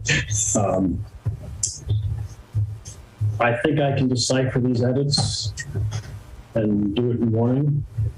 Have you sent this to me as a Word document someplace? I sent it to you. Yes, as a Word. You probably didn't get it from me as a Word. I think I did send it to you for Word. Any changes, I probably PDF'd it. Well, I should be. Pages. Since I don't think we're really changing the pagination of it with these edits, if you want to sign the marked up copy, I think I can transfer the signatures from the marked up copy to the Yes. final copy. Yes. Okay, so I'm signing and passing it over.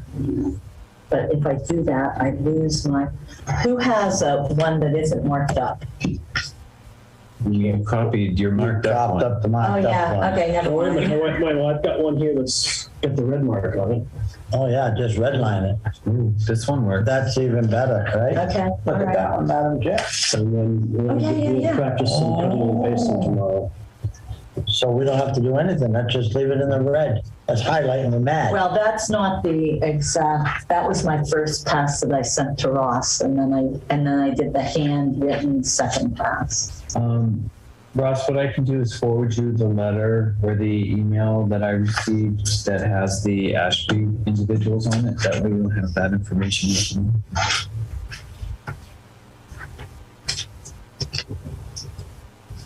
All right, so Ross, back to reviewing the budget, the capital requests, and the warrant articles, as soon as we have this together.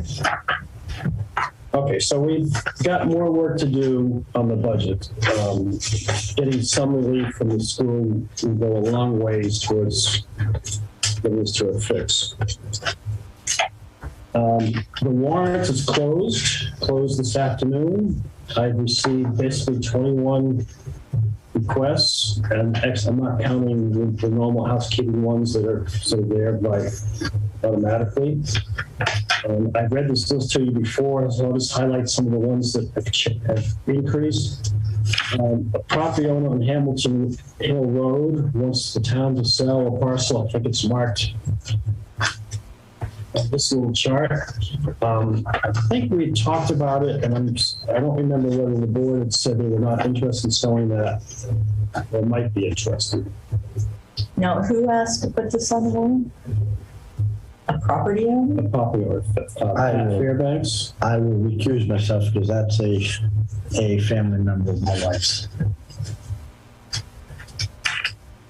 I mean, there's It's a buildable lot, but. Which lawn? I believe it's the penned-in lot at the bottom, which I think is right. It's not the right size to be buildable. No. And I think I pointed that out to you the first time I looked at it. It's an unbuildable, non-conforming lot.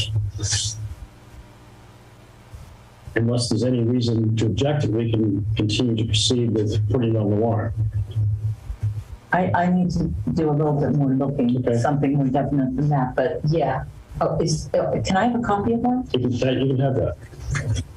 Okay. There's copies, right? Thank you. All right. Came up today in the process of approving some permits that we should be checking if people paid their property taxes. It turns out the town has not accepted the provisions of Mass General Law, Chapter 40, Section 57, which basically says tax payments must be current before anyone issues permits or licenses. We, the town, have never accepted that? That is what I heard from the town clerk. We've never accepted that. So I've tentatively put this in as a warrant article to be considered. If you agree to accept that, then the next one is we need to have a bylaw, that defines how that is implemented. There's some things that would be excluded. You wouldn't exclude someone from an emergency permit to fix the roof after a storm damage based upon property taxes. Apparently, you don't hold up a permit for food licenses and some other things, and hunting licenses wouldn't be held up if you haven't paid your property taxes. But the town gets to decide what's required and what's not required. I thought it was sort of standard that every town had that the building inspector has to check with the treasurer collector, or the treasurer collector has to give a report annually, or if not quarterly. I thought, like in the planning board documents for permits, there's something there on that. That's planning, but this is building department. Okay. I would say generally you make it town-wide. You don't include dog license, so you don't hold up an $8 dog license. On the other hand, that might convince someone to pay their back taxes. Right. This is something that Melissa brought up because I told her, we have like $1.4 million in uncollected property taxes. And asked her, so what is she doing to collect that? This could be a piece, and it could be something that's incorporated into the e-permit. And I think Eric said that was not a module he planned to buy. Or maybe we should buy it then. But if you do that, then the treasurer collector gets notified every time a permit comes through. The treasurer collector has the ability to sign off without basically holding up the process, because these things all happen in parallel. So anyway, I'm throwing this out as a potential warrant article, 1, to accept the Mass General Law, and 2, to create a body. Okay. Yeah. Okay. We're going to have to do some work to have the bylaw figured out and public hearings between now So and then. that's 10 and 11, right? Yes. The other one that we've, I think, added was planning board submitted a residential district change to control or allow small flocks of chickens in certain zones. And I cut out all the language, but that's the gist of that one. There was a citizens petition that's been withdrawn. But I received today, just before the deadline, a notice from an attorney who would like the town to accept 2 roads, one for Harbor Trace Road and the other one for a cooperative way. there are requirements for roads. Yes. And Have they been vetted by whomever he vets submitted the roads? large stacks of paper in the hands of the planning board.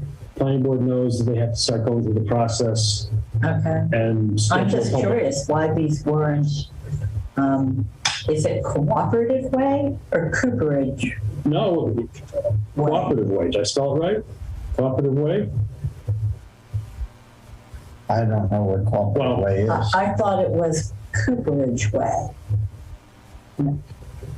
That's Coppersmith. That's Way. okay. There's Coppersmith Way, and then I thought there was Cooperage Way because Harbor Trace is over by the Cooperage. These are placeholders, not final wording. Okay, good.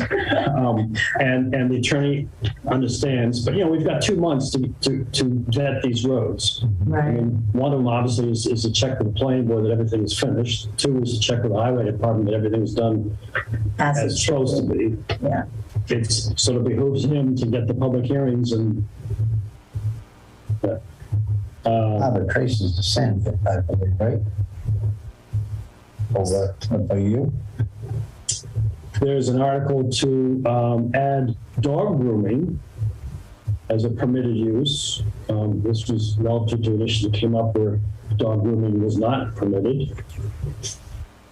And as David said today, there's a water, an article to ask to get $14,900,000 as part of the PFAS water treatment plant.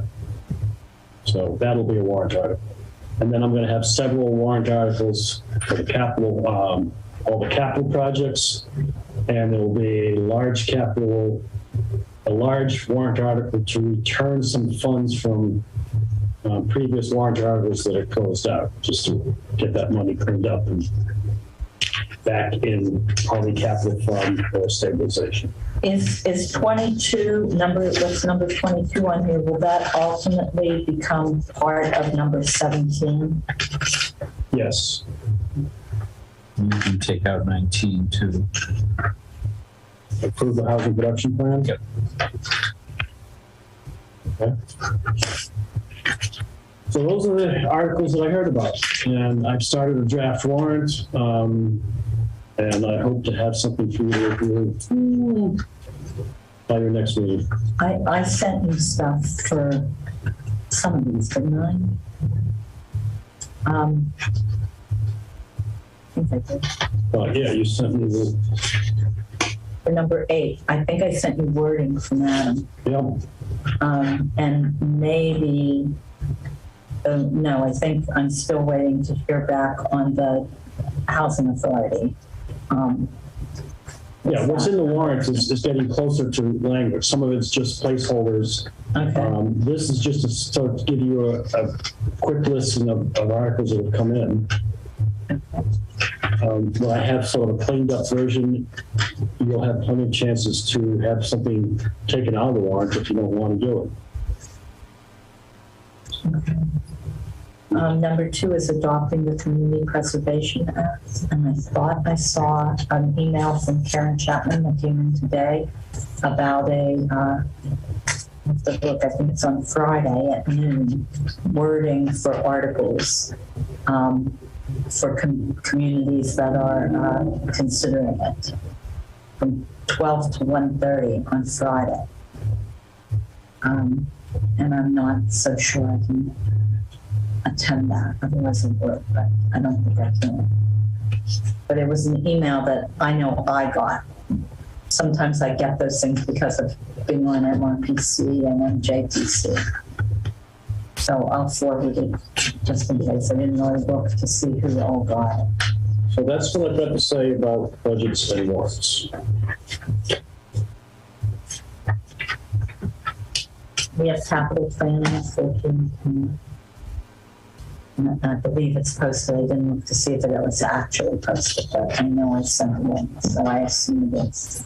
And I think we are going to have one. So that's a good thing. Well, it would be good to get the committees ready to vote on those Right. particular expenses. Yeah. Most of them will be free cash. The fire truck that is being requested I had Treasurer Collector verify that the $745,000 could be borrowed. It's Yeah, not like too small a number to borrow. So it is. it is possible. It is possible to borrow for it. Yes.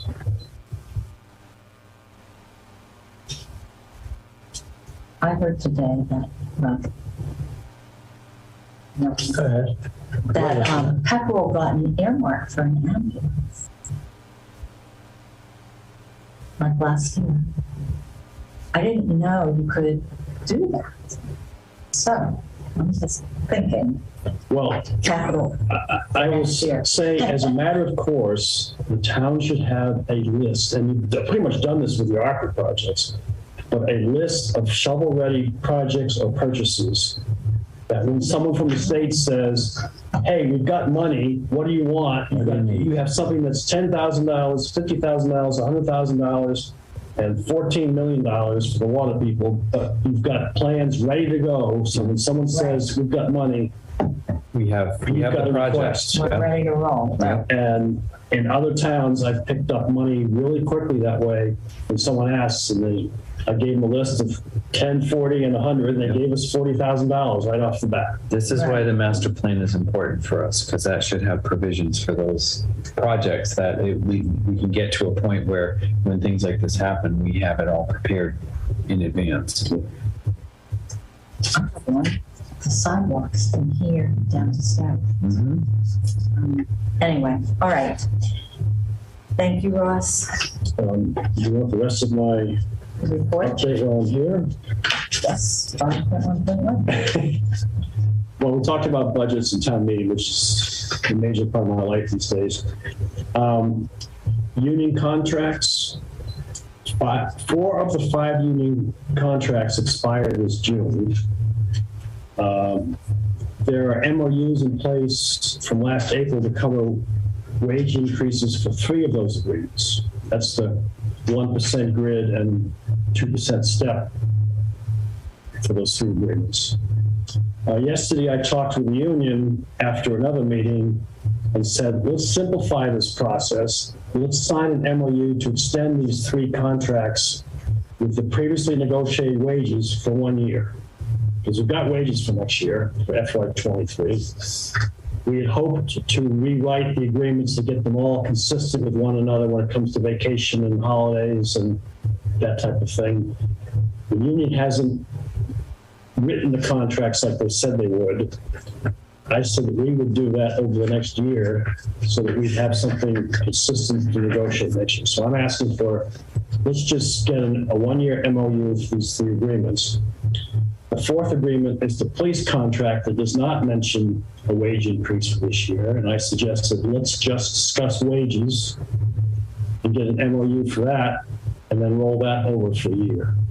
The goal would be to finalize the wages so that we can finalize the budget so that the town can vote on everything in May, and therefore avoid having to do a retro pay negotiation and a special town meeting in the fall to fund it. But this will also put everything in line so it's all together. I think that's a great idea. If we put the timing together, it would put some of the contract language together because we've got some things that disagree that aren't the same between supervisor unions and clerical unions. Yep. Like those crazy half days before holidays. Half day before the day off of the, Right. But there's realistically, there isn't time to negotiate those between now and town meeting. I think it's an excellent idea. I think it is. And the union seemed to think that was plausible, but obviously we want to talk about it before they agree to. But they have to wave their magic wand too, but I think that's a great idea. So That puts us all on the same page, and I like that. Well, and if and when we get the HR manager position, that's a task that I would sign that person right away, is take these agreements, get a working document that rolls in all the MOUs that have been layered on top of one another, and then start working on getting uniform language and get it negotiated between now and next spring. And I think there's time to do that if you do it this way. So think that would simplify things. I participated in a Zoom call yesterday with the state 911 director, as well as the director of the new Patriot Dispatch Center. They're making really good progress in switching us from the Neshoba to Patriot. There's going to be a fiber cable that's needed to connect the Townsend Police Station to the dispatch center. I hear that the fiber is actually in. They just need Comcast to hook it up. Yep. The data conversion from the dispatch consoles in the Neshoba will be made available to the folks in Patriot. They'll get Patriot available to link into the Neshoba's system. The actual data conversion is supposed to be in October, but so they have an interim plan. They hope to do a soft rollout in May and June of this year, trying out various parts of the system, and they still think they're on track to do a switch over July 1. I know that everybody involved from Patriot and Neshoba and the Townsend Police and Fire and Dispatch, as well as the 911 State Center, Frank Posniak as director, are very concerned that when the switchover is made, it's transparent. And if someone dials 911 the day before, they get the same responses they will the day after. Mm-hmm. And that is crucial in this, and that's what they're all looking for, so be sure this is seamless changeover. The gazebo, I'm sure some of you are aware, is in very poor condition. I've actually asked the building inspector to go down and see whether we need to take it offline. But there seems also to be differences in opinion in what should be done, whether it should be rebuilt in a bigger and better fashion, whether it should be repaired in a historic fashion. I leave that up to others to decide. But the good news is Susan Templeton, through Senator Cronin's office, has helped to get a $50,000 earmark for this project. And I've gotten the form we have to fill out to get that money, but there's $50,000 potentially out there. Why did I think you already signed it? I've signed some stuff, and I got a note back from Susan saying the money's there. But I think there's further steps that should get. More steps, Yeah. Okay. Yeah, there's much more to do. But wasn't there a committee formed, and aren't you on that committee? It's a citizens, it's not really a committee, it's a citizens group that has, that's been working with the parks and cemetery. Right, but they can't accept the money. The Correct. town has to have the money. Correct. So why? What I've heard is different views on how that gazebo should be rebuilt or repaired. And I didn't want to get involved in, I told you, I don't pick colors of paint. Someone said they want it to be completely historic and rebuilt in the exact same format. And I said, you can get new wood to look like old wood. I mean, look at the Mayflower. That's been rebuilt 2 or 3 times, and it looks just as like it did 300 years ago. Other people have said it's too small and it needs to be bigger. I'm just suggesting there needs to be a committee that has overall control and will go out and reach out to all the various interests and come up with the right solution for Townsend before you have one group that alienates himself from another. Because these are very sensitive and emotional issues on how these things get. Well, this is how we wound up with the little addition off the back there. Correct. The Which temporary addition that's been permanent. that's been there for a very long time, and does not look good at all. So unless we're going to reduce the size of the band that plays in there, so that it's historic. So maybe we should change the instruments as well. I don't know. I'm just being facetious, I guess. But, if you're going to I understand the historic argument, but it doesn't function for this day and age. But you can make it look, nobody will even know that it's bigger than it used to be. If you make it the size to fit and just keep it proportional, and the the architecture. I'm just recommending you form a committee that oversees it and knows how to reach out to people. We will discuss the format of the committee, and I'll put something on the If there's a group that's actively doing it, I'm not trying to usurp what they're doing and cut their enthusiasm. I just think I'm hearing diverging ideas on what it should be. Or different it even views. made the paper. Well, here, I'm going to step in here and say that I understand, I agree with you in regards to that.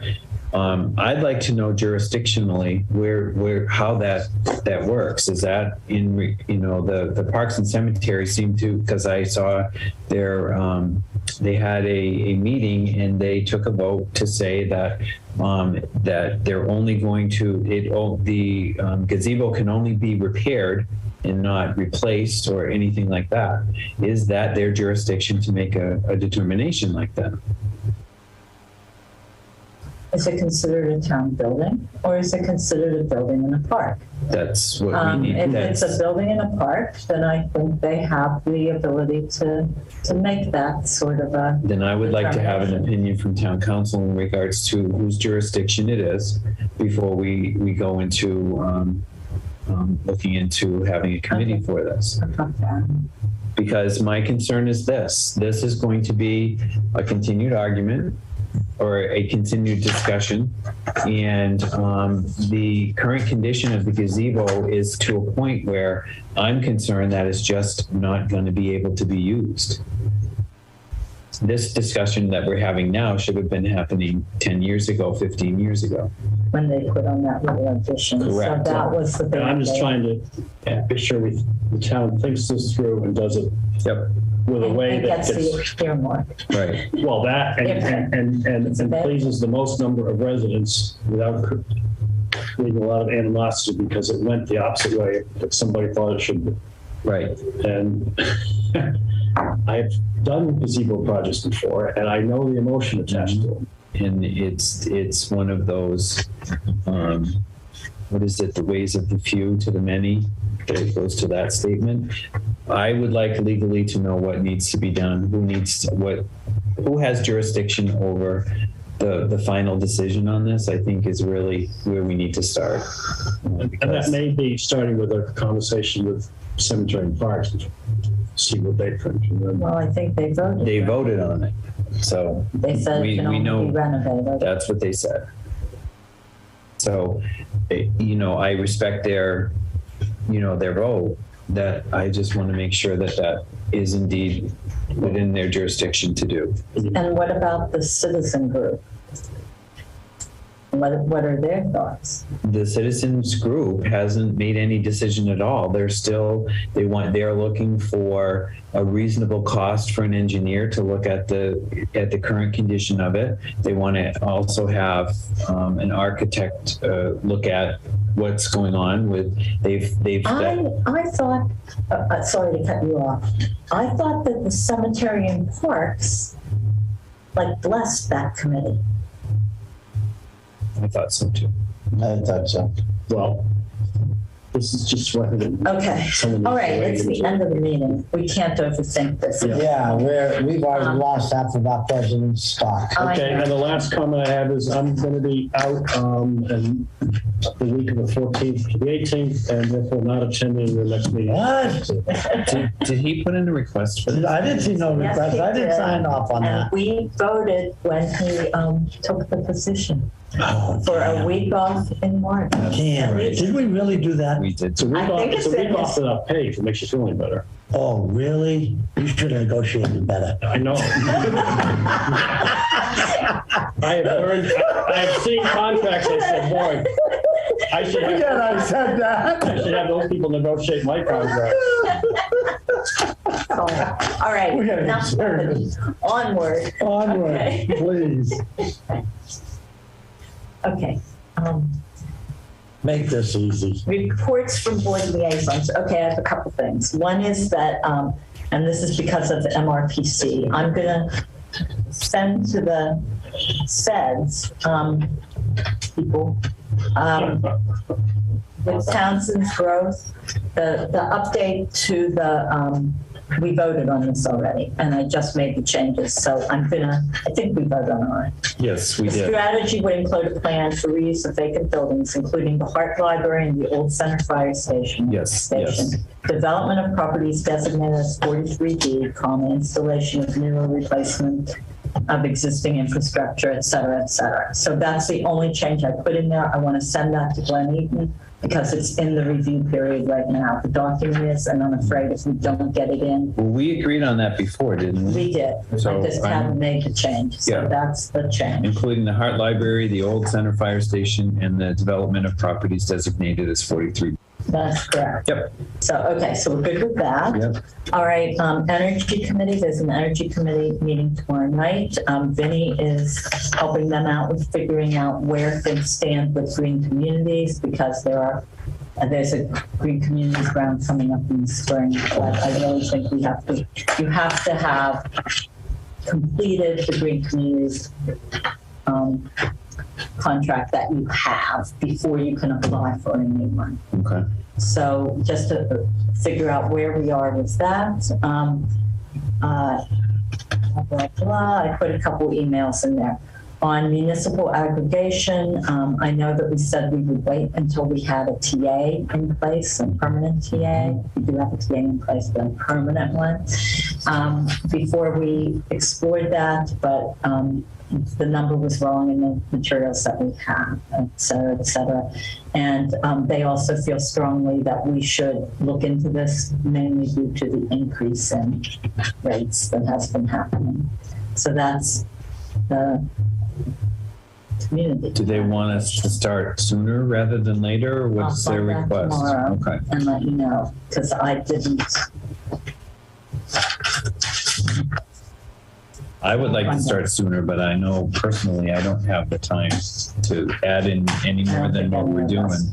So that's the biggest problem. So we'll see what we can do. Hear that, Ron?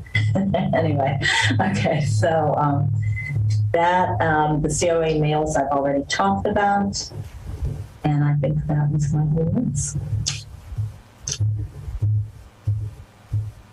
For general government? No, for elected boards? Elected boards would be you. And all I had under there was the PFAS stuff, which we've already done, but you haven't made that more. Yeah, I do. The planning board is, they need 3 members on the planning board. So I want to make sure that we get the word out that anybody would be interested in serving on the planning board to pull papers. Wait, 3 members? Mm-hmm. I thought only Lance was up. No, there were temporary members that only got appointed for a year. And they Correct. go ahead. I wanted to bring a couple of things in regards to the recreation department. They are seeking a space for their summer program. They want to get started on getting it out to the public so that they can start, people can start making deposits and they can start looking at the estimates on what they need to hire for summer help. They had filed an application to the Squanicook School to use the facility. They were turned down. They also asked to use the Hawthorne Brook. As they did last year, they were turned down. I would like to just bring to the board's attention that this is consistent in regards to as far as the school board and our agreement. I would like to find out what our agreement is with the school board. They should be affording us the ability to have the recreation department or any other department of the town be able to utilize those properties. It's part of the agreement that we've had. And I don't understand why they're consistently saying that they can't approve it. They're doing repairs. I mean, as far as I'm concerned, the school was shut down for 1.5 years and they had plenty of opportunity to do repairs and cleaning and all of that kind of stuff. To say that the summer program can only use their field, I think is a little outrageous. That's number one. Number two on this is that The recreation department is actually looking to help utilize more of their facility. They're looking at allowing the Girl Scouts to meet in the rec department over there and that sort of stuff, which I think is that's going to be a good thing. Hopefully they're getting a new roof soon over there, right? I'm waiting to hear from the Historic Commission on the notice of intent. Okay. I think they're meeting tomorrow, if I remember correctly.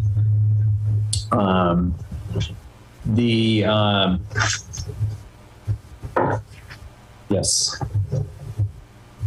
Tomorrow at 4:00. Historic District Commission. The water department, I've been working really hard with them in regards to what was presented tonight. And I do want to thank both Dave and Chris and Todd for all the work that they've been doing. It's been a juggling effort for them to be able to get all of that information together and work with Teagan Bog to get the presentation we saw tonight. So I thank them for all their work. We are elected officials, but we are technically volunteers and we don't get paid. In the amount of work that's been going through in this town for the past year since I've been on board, I just want to applaud everybody because we've got a lot of stuff done that hasn't been getting done for a long time. And outside of that, I do want to say that with a lot of the other efforts that are going on, this is a prime time for anybody that wants to volunteer. We need your help. We need your input. You don't necessarily have to devote time and effort into something, a couple hours a week and maybe some research for certain boards or committees, but we have a large list of volunteer opportunities. And I think it would behoove anyone who has some free time to be able to help us out. And that's all I got for tonight. Update on the search committee? Oh, that's on 5.2.4. Go ahead. Public safety, I just had a conversation with Ross the other day. I sat in on a fire department meeting actually last night. There was a lot of concern as to what was going on, what's being said, how the board is handling certain things. And I sat in, I listened to some of the concerns. I've made it very clear that one of their biggest concerns is that they're afraid we as the Board of Selectmen are going to make this fire chief, part-time fire chief permanent, and they're all upset over that. I've told them that we still have a meeting coming up on the 15th, so there's no absolute guarantee of anything that's going to happen there. They were a little bit concerned that they would like to see whatever we do, that they're concerned of boards changing all the time, which rightfully so, board will change probably here in another few months, that they want to make sure that we as a board put something in writing so that they know that if a new board comes in here, that they say, oh, gee, we're just going to keep this part-time. I've made it very clear that in all our conversations we had, that we all do feel it has to be a full-time job, but it's a matter of how it's going to be done and when it's going to be done. And other than that, I think by the end of that meeting, they were all pretty much so a little bit better and more organized. Everyone spoke highly as to what is happening over at the firehouse. There are just a couple of them that had the concerns that I think at the end of the night they said, well, they felt much better. I answered their questions, that the rumors that were out there.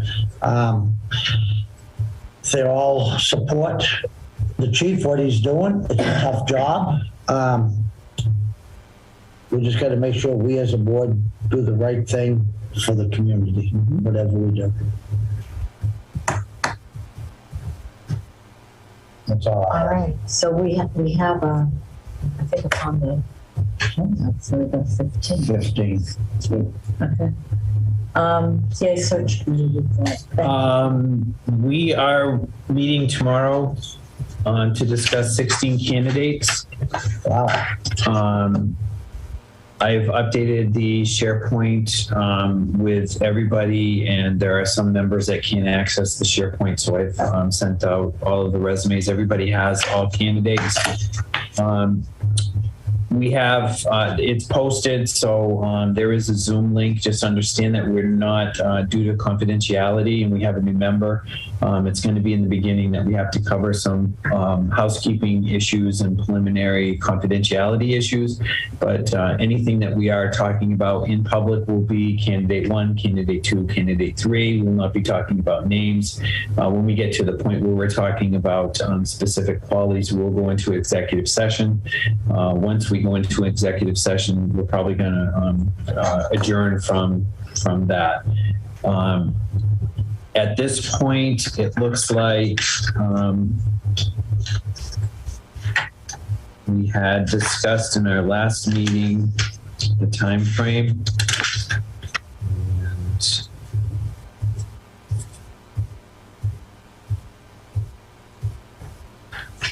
Don't have that right with me. I printed that. But we are looking at, we waited until the 28th,